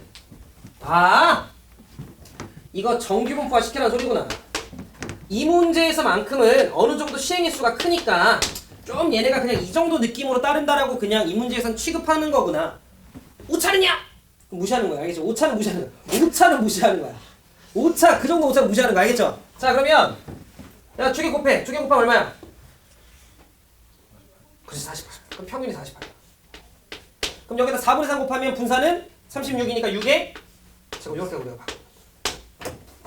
그래서 얘를 그냥 P 자 표준화 시켜주면 Z 40에서 48 빼면 마이너스 6, 6으로 나눠주면 마이너스 1 이상. 요렇게로 그냥 약간의 오차는 개무시한 상태로 풀자. 요 정도 개념인 거지. 태경아 괜찮아? 태경이 괜찮아? 어이 좋아. 얘들아 Z가 1.0일 때가 0.3413이죠? 그리고 어차피 대칭이니까 마이너스 1부터 0도 0.3413이지. 거기다 0.5까지 더해주면 0.8413. 답은 5번. 이렇게 문제를 풀어주시겠다는 거죠. 그러니까 뭔가 직접적으로 풀려고 하면 좀 뭔가 이건 아니다라는 생각이 들면서 표준 정기분포표가 있으면 그냥 표준화시켜서 문제를 풀면 된다. 아니 그 정기분포화시켜서 문제 풀면 된다. 동민이 이해했지? 현준이 이해했지? 오케이. 여기까지가 정기분포입니다. 여러분들이 조금 솔직히 문제를 풀면서 연습을 좀 해보셔야 되는데 그건 뭐 숙제로 한번 해보세요. 아시겠죠? 오케이. 1교시 여기까지고요. 좀만 쉽시다. 그 다음 내용으로 넘어갈게요. 마지막.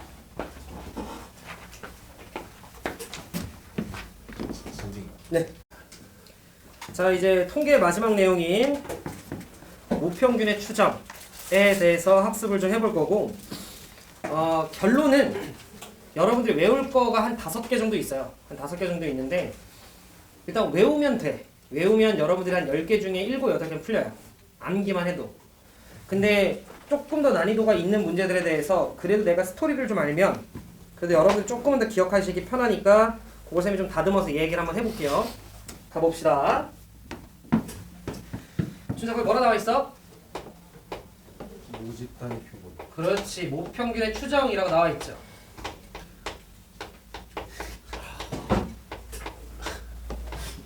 준수 괜찮니? 네. 네.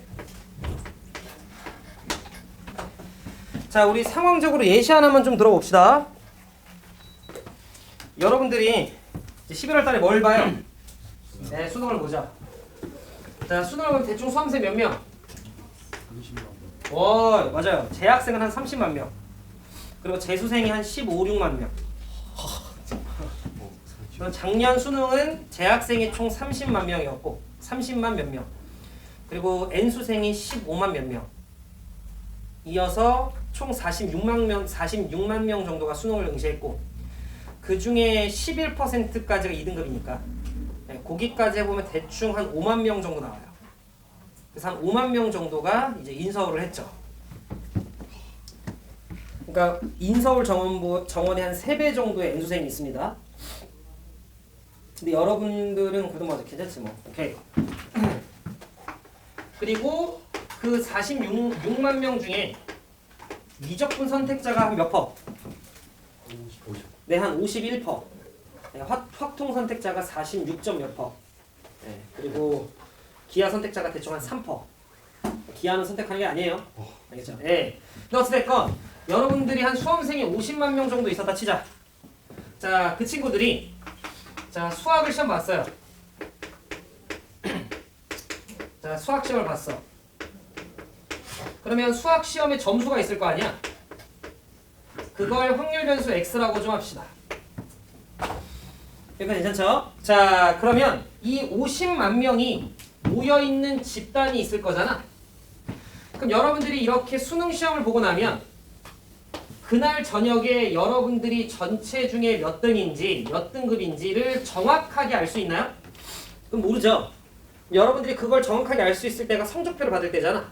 그럼 성적표는 뭐 다음날 나와요? 한 달 후에 나오지. 왜 한 달 후에 나와? 준수야. 사람이 많아서 한 달 후에 나오는 거야. 그럼 여러분들은 대학교 정시 그 원서를 한 달 후에 쓰나? 아니죠. 한 일주일 뒤에 쓰잖아, 바로. 바로 쓰잖아. 그럼 여러분들은 여러분들의 대략적인 점수도 모르는 채로 쓰나? 네, 가채점을 하잖아. 근데 가채점을 한다고 해서 등급을 하는 건 아니잖아. 근데 등급을 대략적으로 알죠. 메가스터디나 이런 사이트 들어가 보면. 그리고 거기서 알려준 등급이 실제로 너네가 나중에 성적표를 받았을 때 나오는 등급과 큰 차이는 없거든요. 그죠? 그럼 메가스터디는 50만 명의 수학 점수를 벌써 조사를 다 한 거야? 아니죠. 걔네만의 뭔가 자체적인 프로그램을 조사를 한 걸 거 아니야. 그리고 그걸 바탕으로 일반화를 시킨 거겠지. 그걸 통계로 바꾸면 추정을 했다라고 이야기를 해줄 수 있겠죠. 여기까지 괜찮아? 그럼 우리는 그게 어떤 상황인지를 지금부터 좀 살펴볼 건데 잘 들어봐. 50만 명이 수학 시험을 봤어요. 점수를 확률 변수 x라고 해. 그러면 실제 평가원에서 하는 짓은 한 달 동안 준수 몇 점이지? 체크. 진빈이 몇 점이지? 체크. 준수 뭐 20 체크. 뭐 진빈이 뭐 95 체크. 뭐 이렇게 할 거 아니야. 자 그런 식으로 예를 들어 뭐 유준이 뭐 100 뭐 체크. 뭐 예를 들어 뭐 여찬이 수험권 안 썼네 뭐 빵 뭐 이렇게 체크할 거 아니야. 뭐 예를 들어 체크할 거 아니야. 그지? 그럼 그렇게 점수 조사를 50만 명 걸 다 해요. 그럼 50만 명의 점수를 다 더해. 그리고 50만으로 나눠. 우리는 그걸 진짜 레알 개찐 평균이라고 이야기를 하겠죠. 근데 그걸 좀 다듬어서 이야기를 하면 우리는 그거를 M이라고 씁니다. 그리고 우리는 이걸 모평균이라고 이야기를 해요. 그럼 여러분들께서는 이게 레알 찐 평균이라고 생각을 해주시면 돼. 실제로 평가원이 할 짓. 근데 인원이 너무 많아서 조금 오래 걸릴 짓. 괜찮아요? 자 그러면 이렇게 정말로 50만 명이 다 모여있는 집단을 우리는 모집단이라고 이야기를 해요. 자 그리고 이 50만 명에 해당되는 애들을 진짜 일일이 다 조사를 해야 돼. 우린 이걸 전수조사라고 합니다.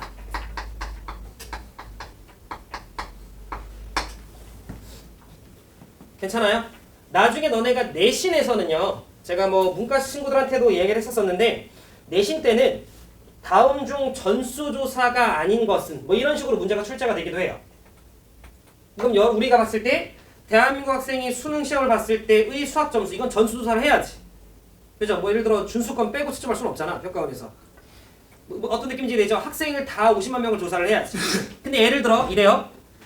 대한민국 서해안의 수질의 오염도 라고 예를 들어 이렇게 체크를 했어. 그럼 수질 오염되는 확률 변수 X라고 합시다.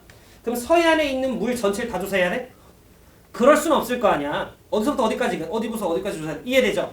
그럼 그때는 뭔가 조금 어느 정도 이렇게 뭐 여러 군데 지역들에 대해서 비커로 떠가지고 조사를 한 다음에 일반화시킬 거 아니야. 그런 건 전수조사가 아닐 거라고. 어떤 느낌인지 되죠? 예. 근데 어쨌든 이렇게 일일이 다 한 명씩 다 조사하는 걸 전수조사라고 하고 자 그래서 내가 모평균을 구했어요. 그럼 나는 50만 개의 편차가 있겠죠? 그 50만 개의 편차들을 제곱해. 다 더해. 그리고 50만으로 나눠. 우린 그걸 레알 찐 분산이라 하겠죠? 네, 그걸 우리는 시그마 제곱이라고 합니다. 그리고 이거를 통계에서는 자 모분산이라고 이야기를 해요. 그리고 거기다가 루트를 취한 이 시그마를 우리는 모표준 편차라고 이야기를 합니다.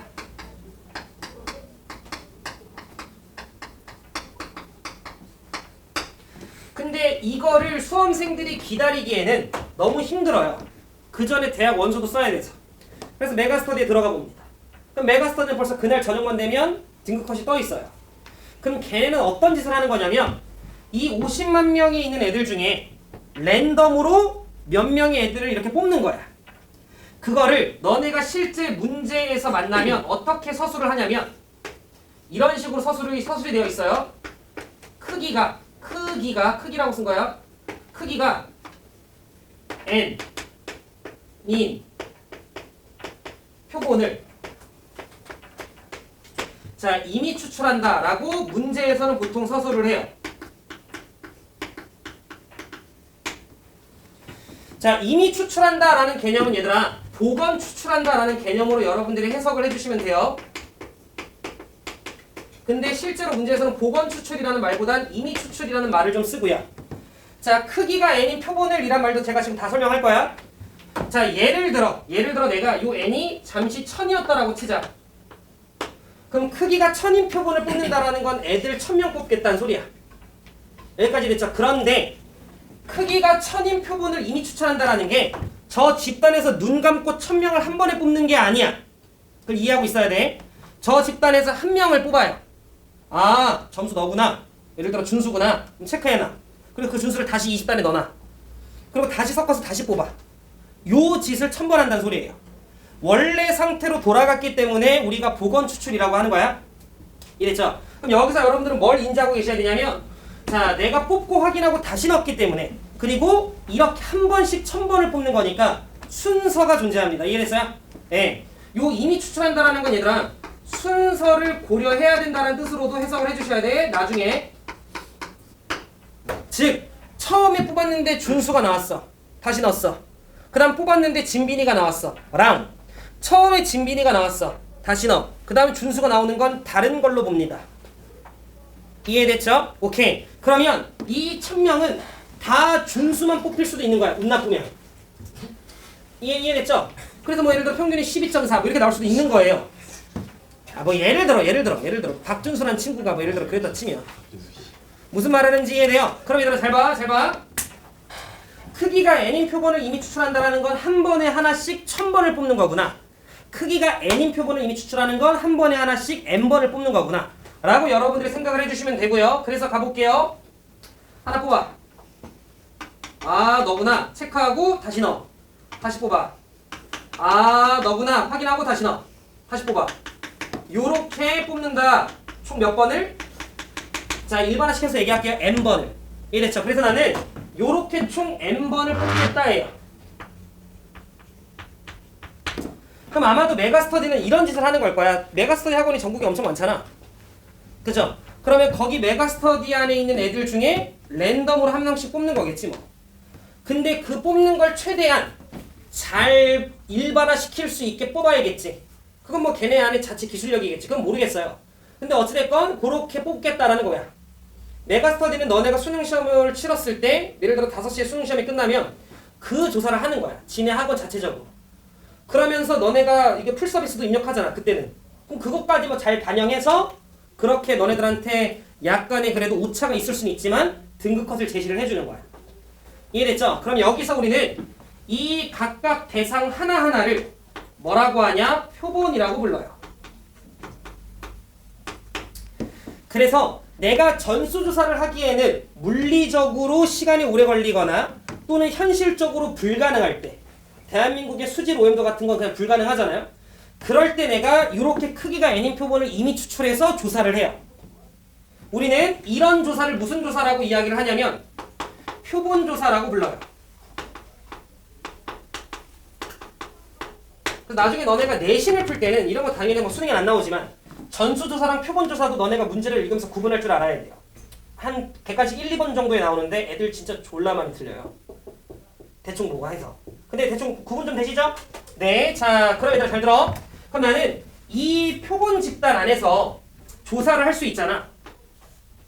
애들을 최대한 공정하게 랜덤으로 뽑으려고 했는데 어찌됐건 이렇게 애들의 점수를 총 n개를 조사했으면 물론 이 n개가 다 똑같은 점수일 수도 있습니다. 준수만 n번 뽑힐 수도 있다라고 얘기를 했어. 그러면 이 n번의 점수를 다 더해. 그리고 n으로 나눠. 그러면 이 집단에서의 뭐가 나와요? 평균이 나오겠지. 우리는 그걸 얘랑은 구분해야 돼. 그죠? 요 애들의 평균이니까. 그래서 우린 그걸 x바라고 씁니다. x바라고 쓰고 이 녀석의 정식 명칭은 우리가 표본의 평균이라고 얘기해서 표본 평균이라고 불러요.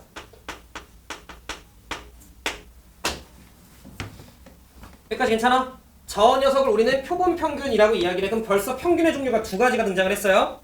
모집단에서 일일이 다 조사해서 구한 레알 찐 평균, 모평균이 있고 그 중에 크기가 n인 표본을 뽑아서 그 집단 안에서 평균을 우리는 표본 평균이라고 하는데 이게 운이 좋으면 모평균과 똑같을 수도 있지.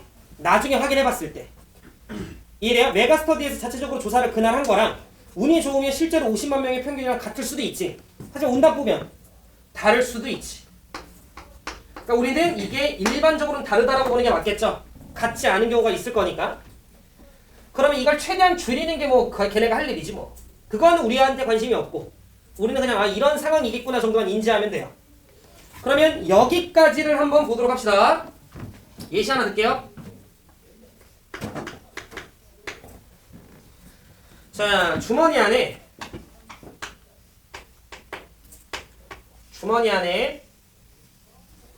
학생 3명이 있어. 걔네가 받은 수학 점수가 1.3.5점이라 치자. 그냥 계산하기 편하라고. 그럼 3명이 있는 거예요. 너 몇 점이야? 했더니 얘는 1점, 얘는 3점, 얘는 5점 이렇게 있는 거야. 그럼 얘들아 봐봐. 내가 만약에 전수 조사를 하려면 몇 명 조사하면 돼? 3명 조사하면 되는 거야. 너 몇 점이야? 너 몇 점이야? 너 몇 점이야? 이렇게. 이해돼요? 50만 명을 3명으로 잠깐 줄인 거야. 그래야 우리가 좀 더 예시를 들만 하니까, 이해할만 하니까. 그러면 여기 집단 안에서 내가 모평균을 조사해 볼게요. 조사할 만하다 얘들아. 1점, 3점, 5점 다 더하면 9점. 괜찮아요? 나누기 3 하면 3. 그래서 평균은 3인가 봐. 여기까지 뭐 괜찮으시죠? 자, 그 다음 분산 구합시다. 분산. 자, 분산 구하면 편차 제곱의 평균이잖아. 암산 좀 합시다. 편차 얼마야?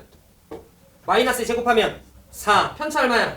0. 제곱하면 0. 편차 2. 제곱하면 다 더하면 8. 나누기 3 하니까 3분의 8이겠지. 그러면 이게 모집단에서 전수조사를 한 거고 모평균이고 모분산한 거야. 모표주면 제대로 루트 하면 되는 거고. 이해됐어? 그런데 집중! 내가 여기서 뽑을 거야. 크기가 2인 표본을. 자, 크기가 2인 표본을 내가 이미 추출했다라고 좀 생각을 해봅시다. 자, 그럼 이미 추출했다라고 하는 건 얘들아 한 번에 2개 뽑는 거야? 아니다라고 얘기를 했지? 자, 한 번에 하나씩 뽑는 거야. 그러니까 누군가가 뽑힐 거고 그리고 다시 집어넣은 다음에 다시 하나 뽑힐 거야. 여기까지 해야 돼. 자, 그럼 아무거나 얘기해봐. 아무거나. 어떻게 뽑았다 칠까? 처음에 누구 뽑히고? 1. 그 다음 요렇게 뽑혔다라고 치자. 자, 그래서 처음에 1이 뽑히고 그 다음에 5가 뽑혔어. 뭐 그럴 수 있죠. 그래서 얘네 둘 더해 6이죠. 몇 개야? 2개. 나누기 2하면 이게 얼마야? 3이죠. 요걸 우리 뭐라 부른다? 표본 평균이라 부른다. 구분되고 있죠? 같이 매칭되죠? 근데 봐봐 얘들아, 꼭 1, 5만 뽑혀요? 아닐 수도 있지. 그러면 1, 5 말고 또 뭐 있어? 1, 3 뭐 이런 것도 있겠죠. 혹시 그런 종류가 몇 개나 돼? 9개 되겠지.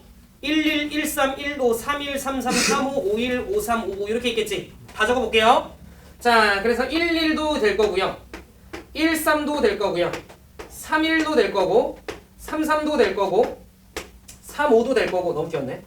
자, 5, 1도 될 거고 자, 5, 3도 될 거고 그 다음에 5, 5도 되겠죠. 여기까지 그럼 괜찮으시죠? 자, 그러면 표본 평균들 다 구해봅시다. 이 얼마지? 1, 얘는 2, 얘는 2, 얘는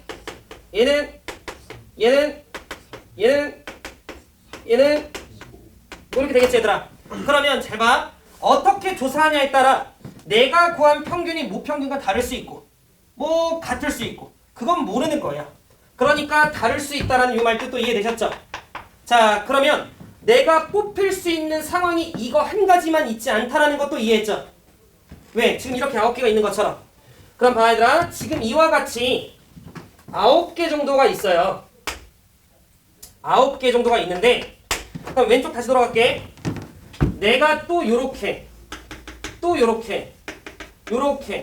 다른 종류로 이렇게 또 뽑힐 수도 있는 거잖아. 그러면 그거에 대해서 내가 또 다른 X바를 조사할 수도 있는 거지. 이해됐죠? 그럼 얘네들도 다를 수 있는 거잖아. 어떤 느낌인지 이해되죠? 그렇게 내가 조사를 할 수 있는 걸 다 했다 치자. 여기도 내가 할 수 있는 걸 다 하니까 몇 가지가 나온 거야? 9가지가 나온 것처럼 여기도 내가 할 수 있는 걸 다 해봤었다라고 치자. 이해됐어요? 자, 다시 50만 명이 있고요. 크기가 n인 표본을 이미 추출하고 있는 상황이었다 쳐요.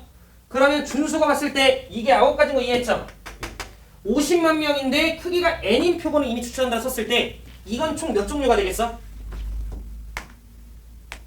50. 그렇지, 이해돼요. 50만 중에 하나, 50만 중에 하나, 50만 중에 하나 이렇게 될 거 아니야. 그러니까 이 녀석의 총 종류는 50만에 n승계 정도가 되겠지. 그 말은 무슨 말이냐면 이걸 다 하려고 하면 개박 터지겠다라는 거지.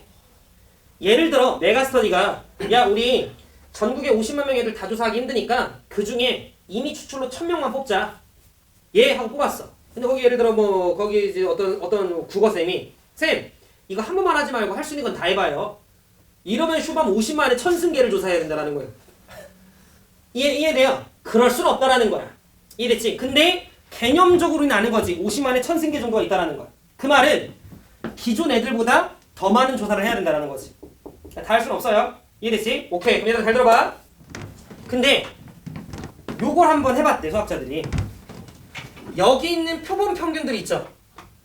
이거의 명칭이 표본 평균이었다. 그죠? 요거 한번 다 더해보자. 자 이렇게 나오면 6 이렇게까지 내려오면 11 이렇게 하면 15 이렇게 하면 18 이렇게 하면 27인가? 그럼 표본 평균들 다 더한 게 27이야? 아 오케이. 그럼 요거 다 더하니까 27 나왔네. 근데 종류가 총 몇 개 있었지? 얼마 나와요? 모평균과 무조건 똑같대요. 무조건 항상 반드시. 왜요? 는 고교 과정이 아니야. 그런가 보다 하시면 돼요. 이해됐어? 그럼 다시 그래서 제가 얘기해주고 싶은 결론이 뭐냐면 자 이렇게 하나 두사한 녀석의 표본 평균이 있을 거야. 괜찮? 근데 이걸 내가 만약에 정말로 개념적으로 다 조사한다라고 치면 표본 평균이 총 X바라고 하는 게 50만의 N승계가 등장을 했겠지. 자 그러면 나는 여기 있는 애들 여기 있는 표본 평균 애들 이 50만의 N승계인 애들로 다시 구할 거야. 자, 이 표본 평균들의 뭐를? 평균을. 자, 이 녀석의 정식 명칭은 표본 평균의 평균이에요. 정식 명칭은 표본 평균이 아니야. 표본 평균의 평균이에요. 근데 저 녀석은 원래대로라고 하면 표본 평균 50만의 N승계를 다 더하는 거지. 그리고 50만의 N승계로 나누는 거지. 그건 다 했대 수학자들이. 고등학교 교육과정 아니야. 해봤더니 얘가 모평균 M과 뭐가 돼요? 같대요. 받아들이는 거 알겠죠? 자 그러면 모평균 3과 똑같대. 자 그리고 나서 나는 뭐 해봤냐면 편차를 좀 조사해봤어요. 자 요게 표본 평균 요게 표본 평균의 평균. 자 두 개 빼면 얼마? 제곱하면 자 제곱하면 1 제곱하면 0 제곱하면 1 0 1 0 1가 되겠지. 더 합시다. 자 5 6 7 8 10인 거네요. 자 그래서 편차 제곱을 다 더하니까 12. 근데 종류가 총 몇 종류였지? 9종류. 해서 봤더니 얘가 3분의 얼마 나와? 4가 나와. 근데 원래 모분산이 얼마였지? 3분의 8. 내가 크기가 몇인 표본을 이미 추출했지? 2인 표본을 이미 추출했지. 나누기 2하면 얘가 나오나봐. 왜요? 몰라요. 진짜 나도 몰라. 그렇게 배운 거지 나도. 그렇게 알려져 있대요. 괜찮아요? 그럼 따라서 우리는 두 번째 자 요렇게 표본 평균 X바에 해당되는 50만의 N승계를 다 조사해서 다 더해서 50만의 N승계로 나누면 우린 그걸 표본 평균들의 평균이라 부를 텐데 여기서 다시 편차를 구해. 50만의 N승계를 다 제곱해 다 더해 다시 50만의 N승으로 나눠. 그럼 우리는 그걸 표본 평균의 뭐라 불러? 분산이라고 부르겠다. 근데 얘는 원래 분산을 네가 크기가 n인 표본으로 이미 추출했다라고 하면 n으로 나눠주면 된다. 저건 반드시 외우셔야 돼. 알겠죠?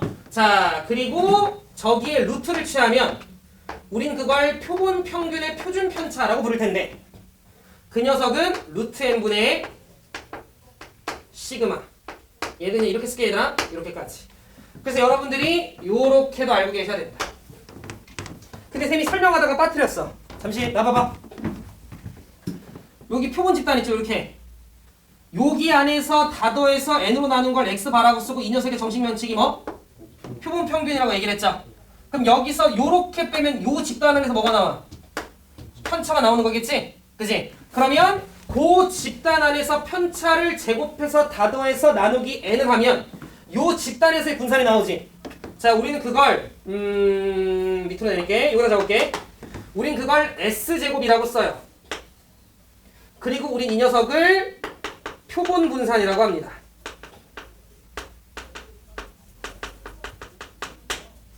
당연히 무분산과 같지 않을 가능성이 더 높아요. 그지? 자 그리고 여기에 루트를 취해.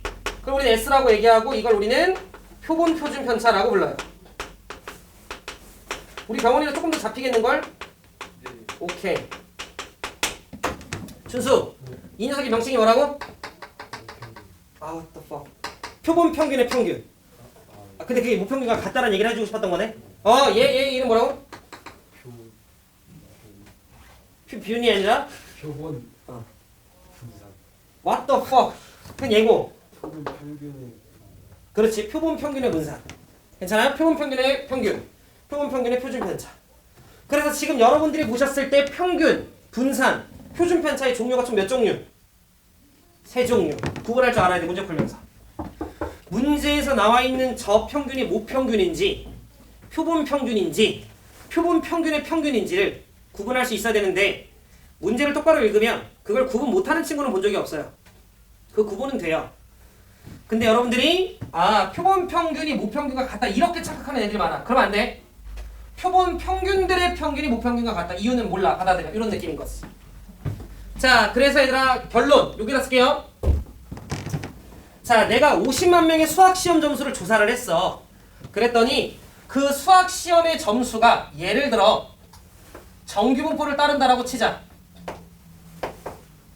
그래서 50만 명의 수학 점수를 조사를 했더니 그 녀석들의 평균을 n이라고 하고 표준 편차를 시그마라고 얘기해서 이렇게 정규분포를 따른다라고 치면 집중! 여기서 크기가 n인 표본을 이미 추출해서 구한 표본 평균들 있죠? 이거는 n이 2만 되더라도 얘보다 얘가 더 많아요. 크기가 2인 표본을 이미 추출해 라고 얘기하면 50만의 제곱이거든 벌써. 그럼 이 녀석에 또 50만이 곱해진 거니까 훨씬 더 많을 거 아니야. 내 말 뜻 이해돼? 자, 그러면 이거의 개수랑 똑같으려면 n이 1일 수밖에 없는 거야. 근데 그거는 그냥 전수조사지 뭐. n이 1이었다라는 건 한 번 보고 확인하고 다시 넣는다는 소리인데 그럼 그 종류는 예뽀거나 이거는 그냥 전수조사지 뭐. 이해돼요? 그럼 다시 내가 여기서 크기가 n인 표본을 뽑아요. 여기서 크기가 n인 표본을 이미 추출해요. 그럼 n개가 있지? 그 n개의 평균을 우리 뭐라 해? x 바라 해. 근데 그 조사를 실제로 다 할 수는 없어. 근데 다 하면 이것들의 평균은 이거, 이것들의 분산은 이거라고 알려져 있어. 그러니까 실제로 물리적으로 다 할 수는 없더라도 하면 저렇게 된다라는 건 알고 있는 상황인 거야. 이해되지? 내가 하진 않았지만 했으면 이렇게 된다라는 걸 알고 있는 상황이라고. 이해했어? 오케이, 그럼 잘 봐. 원래 기존에 있던 점수가 정규분포를 따르면 얘가 더 많다라는 거 아니야 지금. 이해됐죠? 그럼 얘가 더 촘촘하겠네? 그럼 얘 역시 우리는 그냥 뭐를 따른다라고 볼 거야? 정규분포를 따른다라고 볼 거야. 여기까지 괜찮아? 따라서 기존 게 정규분포를 따르면 표본 평균 얘 역시 정규분포를 따르는데 오해하면 안 돼. 얘네가 정규분포를 따르는 게 아니야. 얘네가 정규분포를 따르는 거야. 이해됐어? 오케이. 자, 그래서 얘네도 정규분포를 따른다. 이 자식의 평균은 나는 안 구해봤지만 실제로 안 해봤지만 개념적으로 누가 된다라는 걸 알고 있는 거야? 모평균 n과 똑같다라는 걸 알고 있다. 그건 메가스도 알고 있는 거야. 이해돼? 자, 그 다음에 이 녀석의 표준 편차는 루트 n분의 뭐? 시그마. 이 모양으로 외워. 루트 n분의 시그마. 왜냐면 이거에 루트 취한 거니까. 그럼 그거의 뭐? 제곱. 요렇게 되겠다. 그래서 이게 모집단 확률 변수 x의 분포. 얘가 거기서 크기가 n인 표본을 이미 추출했을 때 구한 표본 평균들의 분포. 그래서 여러분들은 외우셔야 되는 게 일단 여기 빨간색 쓴 요거 그리고 요거 만 외우고 있더라도 솔직히 한 70%는 풀려요.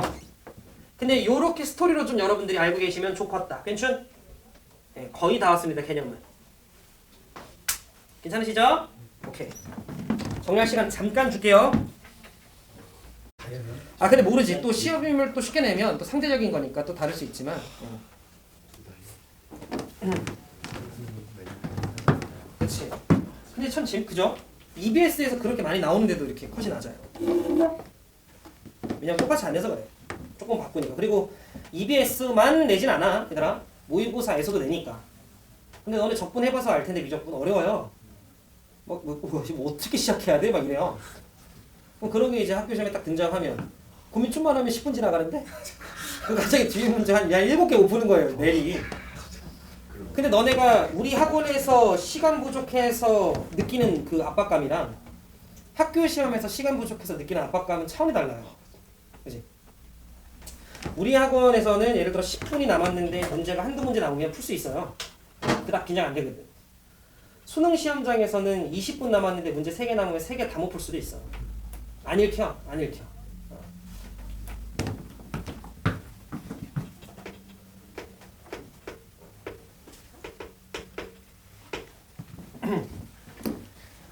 그때 딱 여러분들 그 압박감을 견디면서 풀어서 30번을 맞추는 수능 때 그 경험보다 찍어서 맞추는 게 더 짜릿하긴 합니다. 압도적으로 짜릿하긴 합니다.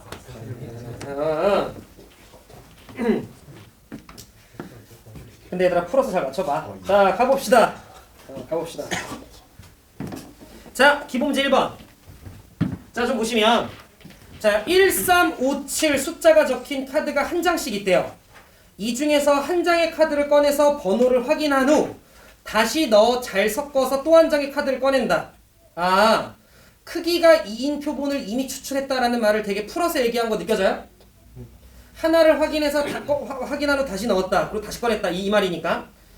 처음에 꺼낸 카드의 숫자를 x1, 두 번째 꺼낸 카드의 숫자를 x2, 그리고 둘 더해서 2로 나눴대요. 우린 그걸 표본 평균이라 부르는데 실제로 잘 불러줬네요.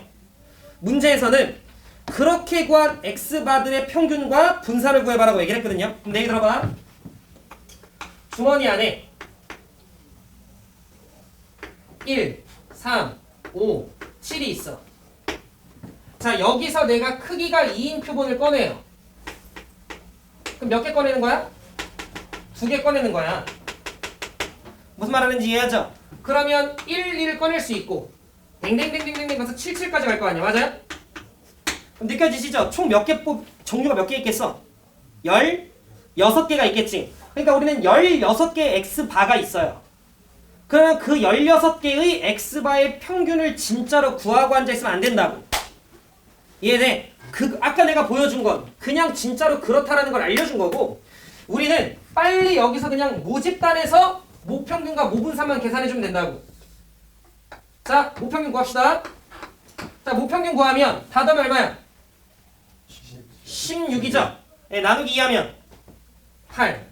그래서 우리가 모평균이 8인 건 잡았어요. 아우 미안해요. 뭐 이렇게 인상 쓰고 쳐다봐. 4한 거 괜찮아요? 아 뭐 큰 잘못한 줄 알았는데 잘못 쓸 수 있는 거 아니죠 주세요? 아유. 자 분산 구합시다. 분산. 자 편차 얼마야? 마이너스 3 제곱하면 9 마이너스 1 제곱하면 1 제곱하면 1 제곱하면 9가 되죠? 암산되죠? 20이죠? 4로 나누니까 였다라는 걸 안다. 그럼 이게 모평균 모분산인데 우리는 크기가 몇인 거 뽑았으니까 2인 거 뽑았으니까 그 16개의 표본 평균들 내 평균은 모평균과 뭐 할 거야? 같을 거야. 왜? 몰라. 그냥 그런 거야. 이해됐죠? 그리고 그 16개의 표본 평균들의 분산은 기존 모분산을 크기 2로 나눈 값으로 여러분들이 그냥 받아들여 주시면 된다는 거야. 이거 공부 열심히 안 하잖아? 저거 진짜 16개 다 구하는 애들 많아요. 진짜로. 왜냐면 이거 통계가 나중에 모의고사로 보면 9월에나 등장을 하는데. 괜춘? 네, 넘어갈게요. 자, 기본 문제 2번. 실전에 얘들아, 그러니까 문제가 이런 거야. 문제는 막상 별게 없어. 자, 기본 문제 2번을 좀 보시면 어느 회사 직원들이 일주일 동안 운동하는 시간을 조사했더니 평균이 65분, 표준 편차가 15분이래. 그럼 우리 준수가 봤을 때 저 평균과 표준 편차는 1번 모평균스러워, 2번 표본 평균스러워, 3번 표본 평균의 평균스러워? 모평균. 모평균이야? 네, 모평균이죠. 우리 회사 잘했어. 자, 우리 회사 애들의 운동 시간 조사했대요. 그랬더니 얘네가 자 평균적으로 자 65분 했고 표준 편차가 15분이래요. 자, 그런데 문제에서 뭐라고 얘기했냐면 자 우리 회사 직원들 중에 이미 추출한 25명 아 n이 얼마인 거야? 25인 거야. 여찬아 이 25명은 다 다른 사람인 거 이해돼요? 끄덕이면 안 돼. 다 같은 사람일 수도 있는 거야. 물론 그런 걸 질문하진 않지만 이해됐죠? 그러면 저 25명의 평균을 우리는 X바라고 이야기할 거라고. 근데 내가 이렇게 25개를 이미 추출하는 걸 진짜로 다 조사할 수는 없어. 근데 만약에 진짜로 다 조사했으면 그 X바들에 대한 분포 역시 무슨 분포를 따를 거고 정규 분포를 따를 거고 얘네의 평균 역시 모평균과 뭐하고 같고 표준 편차는 루트 n분의 시그마 외워? 그러면 5분의 15 3의 제곱 요렇게 여러분들이 써주면 된다는 거지.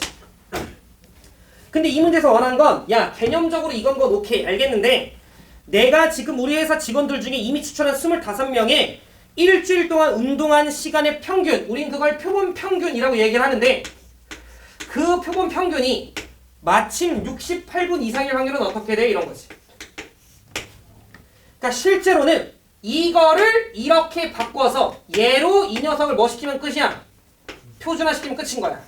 Z 자 68에서 얘 빼면 3을 3으로 나누면 되는 거니까 1인 거 되죠? 이렇게. 그럼 0.3413이니까 그걸 0.5에서 빼면 되는 거니까 답은 0.1587이 되겠지. 국민 이해돼? 네. 요게 10문제 풀면 한 7, 8문제가 요런 문제예요. 괜찮으시죠? 네. 그래서 우리는 지금 현재 여기까지 배운 거야. 마지막.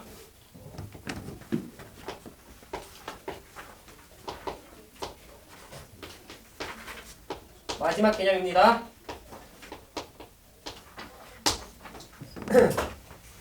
자, 그럼 봐봐. 메가스터디가 자기네 애들 중에 크기가 n인 표본을 이미 추출했어. 그 짓을 딱 한 번 한다라고 얘기를 했죠. 그걸 다 할 수는 없어. 그래서 아까 전에 얘기한 것처럼 그렇게 딱 한 번 표본 조사를 하는 거야. 그러면 걔네가 어떤 X바가 됐겠죠? 이해돼? 근데 메가스터디는 알아. 내가 이걸 물리적으로 크기가 n인 표본을 다 뽑는 건 불가능하지만 이걸 다 했을 때 X바들의 분포 역시 뭘 따를 거야? 정규 분포를 따를 거야 라는 건 아는 거야. 여기까지 해야 돼? 오케이. 그러면 정규 분포를 따르니까 지금처럼 뭐 할 수 있어? 내가 조사한 한 번에 대해서 뭐 시킬 수 있어? 표준화 시킬 수 있다고. 이해돼? 물론 몰라. 평균도 지금 현재 모르고 있는 상황이긴 하지만 표준화라고 하는 거 시킬 수 있겠죠? 미지수로 두면 되잖아. 이해됐지? 그러면 내가 그렇게 표준화를 딱 시켜. 다시 메가스터디에서 크기가 n인 표본을 뽑아. 그럼 걔네들에 대해서 조사를 해. 그게 표본 평균이야. 근데 그거를 진짜 개념적으로 다 조사하면 걔네들의 분포 역시 정규 분포를 따른다라는 사실 정도는 아는 거야. 그러면 그 중에 내가 딱 한 번만 조사를 했는데 그 X바들에 대해서 내가 표준화를 시키면 어떤 Z값으로 떨어졌겠지. 근데 그게 그래도 K와 마이너스 K 사이엔 있을 수 있을 것 같아. 이렇게 괜찮아요? 내가 조사한 한 번의 조사에 대해서 그걸 표준화시키면 어떤 Z값으로 떨어지는데 그게 마이너스 K와 K 사이엔 있을 것 같아. 알파 퍼센트 정도 믿을 수 있어. 이걸 우리는 신뢰도라고 이야기를 해요. 그냥 좀만 얘들아 열린 마음으로 들어봐. 근데 이게 굉장히 자 여기서부터는 진짜 쓸데없는 내용이거든요. 왜냐면 여찬 1부터 100까지 중에 숫자 아무거나 딱 하나만 생각해봐. 아니 말하지 마. 생각. 내가 뱉어봐라고 하지 않았잖아. 다시 생각해봐. 생각했어? 자 여찬이가 생각한 그 숫자가 50과 60 사이에 있을 확률은 높아 안 높아? 모르시면 어떻게 알아? 그죠? 근데 여찬이가 생각한 숫자가 내가 봤을 때 한 2부터 98 사이에 있을 것 같은데? 확률 졸라 높아지죠? 이해돼? 지금 무슨 말이냐면 얘들아 잘 들어. 이 신뢰도라고 하는 건 말장난이야. 내가 요 K를 높게 잡으면 당연히 알파 값은 뭐 할 거야? 커질 거예요. 여기까지 해야 돼? 자 여기서 여러분들이 기억해야 될 것만 좀 얘기할게. 자 만약에 여러분들한테 신뢰도를 높인다라고 하면 신뢰도를 높인다라고 한다라는 건 뭐가 올라가는 거예요? K 값이 올라가는 거예요. 이해되시겠어요? 야 내가 구한 표본 평균을 표준화시켰는데 그게 마이너스 1과 1 사이에 있어 라고 하는 것보단 마이너스 4와 4 사이에 있어 이렇게 얘기를 하는 게 훨씬 더 신뢰도 올라가는 거야. 이해되셨죠? 오케이. 그런데 얘들아 여기서 내 이야기 잘 들어. 이때 교과서에서 요 알파 퍼센트라고 하는 신뢰도가 딱 2가지 정도만 고교 과정에서 학습을 할 거래요. 외우는 거 아니야? 하나가 95%, 하나가 99%. 근데 여러분들 와 99%면 졸라 정확한데 이게 아니라 그냥 범위 넓히면 되는 거야. 그럼 그냥 당연히 신뢰도는 올라가는 거야. 이해됐죠? 그런데 외우는 거 아니야? 보통 여러분들한테 95%에 해당되는 K의 값은요 1.96 정도로 오픈이 될 거예요. 그리고 얘는 2.58 정도로 오픈이 될 텐데 외우는 거 아니야? 문제 무조건 오픈돼요. 자, 그런데 얘들아 이런 소리라고만 정도, 이런 말이라고 정도만 이해해 주시면 돼. 봐봐. Z죠? 그럼 얘가 무슨 축? Z축, Z축. 그러면 표준 정규분포 곡선 그려주면 돼. 여기까지 해야 돼요. 그랬을 때 우리는 이 정가운데가 얼만데? 0이야 0. 알고 있죠? 우리 표준화시키면?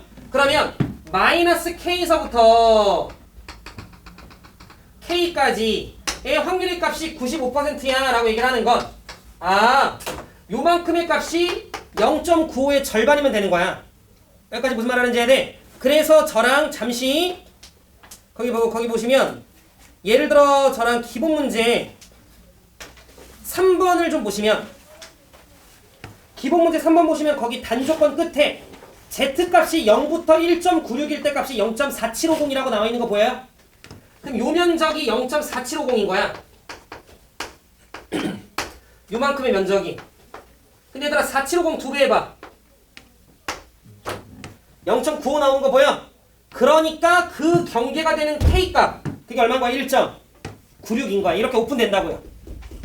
이해되셨죠? 그러니까 만약에 너네들한테 95%의 신뢰도야 라고 얘기를 하면 그냥 K값을 몇 넣으면 돼? 1.96 넣으면 되는데 그건 보통 문제에서 오픈돼요. 너네 외우는 거 아니야? 알겠지? 그리고 예를 들어 거기 발전 문제 13번의 단조건을 보면 0.495로 나와 있는 거 보이죠? 거기 단조건 끝에. 그럼 0.495 두 배면 얼마야? 아, 어렵다. 0.99가 돼요. 알겠죠? 그 말은 좀 더 K값이 얘들아 거기 2.58로 넓혀진 거 보이지? 그러니까 이렇게 좀 더 넓힌 거야. 이렇게. 여기서부터 여기까지. 그래서 조금 더 품는 범위가 많으니까 확률값이 그냥 더 높아진 거야. 근데 저렇게 오픈이 되는데 그게 보통 이제 2.58이에요. 실제 표준 정규분포표에서. 근데 만약에 어떤 문제에서는 예를 들어 이거를 2라고 주고 이걸 3이라 주면 그냥 그거 보고 따르면 돼요. 그 문제 안에서. 이해됐지? 오케이. 근데 얘들아 내 얘기 잘 들어봐. 그럼 이 Z라고 하는 게 실제로는 이거 아닌가? 내가 구한 표본 평균이 있죠? 이건 내가 아는 값. 왜? 내가 한 번 조사했으니까. 그리고 모평균은 알아 몰라? 모르지 뭐. 왜냐면 내가 한 번 조사했잖아. 그러니까 이 모평균은 아직 모르는 거야. 이해됐지? 자, 그리고 나눠. 그러면 루트 m분이 몇이었지? 시그마였지. 이게 x바에서 그 표준 편차 아니었나? 그러니까 이 z라고 하는 게 곧 이건 거돼요. 그러면 내가 한 번에 조사를 했을 때 그 녀석에서 평균을 빼고 표준 편차를 나눈 게 z잖아. 그게 마이너스 k와 어디 사이에 있을 확률? k 사이에 있을 확률이 요 부등식을 풀어서 이야기한 거잖아. 근데 이 부등식 내가 조금만 정리해봐도 괜찮아요? 양변에 얘를 좀 곱할게. 양변에 얘를 좀 곱하면 x바 표본 평균에서 모평균 m을 빼요. 그럼 얘는 k 곱하기 루트 n분의 시그마 나오는 거 괜찮아요? 자, 그 다음 k 그리고 마이너스 k의 루트 n분의 시그마인 거 준수 괜찮아? 얘들아 여기가 이 말이고 얘를 정리하면 이건 거야. 양변에 마이너스 취하면 부등호 방향이 바뀌는데 얘 마이너스 취하면 어차피 얘고 얘 마이너스면 어차피 이거지. 그럼 요거 내가 약간 m-x바라고 써도 돼요? 괜찮지? 여기서 x바를 양변에 더해줄게. 그러면 갑자기 식 이렇게 바뀌어. 원래는 뭐였냐면 야 내가 크기가 n인 표본을 구했고 그거를 이제 크기가 n인 표본을 이미 추출해서 그걸 구한 표본 평균을 x바라고 할 때 그 x바를 표준화시킨 게 마이너스 k와 k 사이에 있을 확률이 알파 퍼센트 정도 돼 였는데 그 식을 좀 정리하고 좀 정리하니까 n이 x바 더하기 k 곱하기 루트 n분의 시그마라고 하는 녀석보다는 같거나 작고 m이 x바 마이너스 k 곱하기 루트 n분의 시그마보다는 크거나 같아 라는 부등식으로 바뀌는 것까지 혹시 동의해요? 그럼 갑자기 이렇게 바뀌어 의미가. 야 내가 크기가 n인 표본을 이미 추출해서 구한 표본 평균을 x바라고 하는데 그 x바에서 k 곱하기 루트 n분의 시그마를 더하고 k 곱하기 루트 n분의 시그마를 빼면 그 사이에 모평균 m이 존재할 것 같아. 알파 퍼센트 확률로. 이런 말로 바뀌는 거야. 이해돼? 내가 어떤 x바라고 하는 걸 딱 이렇게 조사를 하니까 거기에서 요만큼 빼고 요만큼 더하면 그 사이에 모평균이 있을 것 같아. 근데 마찬가지야 얘들아. 실내도를 키운다라는 건 K값을 키우는 거고 K값을 키운다라는 건 범위를 더 넓힌다는 소리지. 그럼 그 사이에 당연히 목평균이 있을 가능성은 높아지겠지. 이해돼요? 그래서 여러분들께서는 요식을 외우셔야 돼. 이건 필수야. 선택이 아니라 이건 필수예요. 그리고 우리는 요식을 뭐라고 부르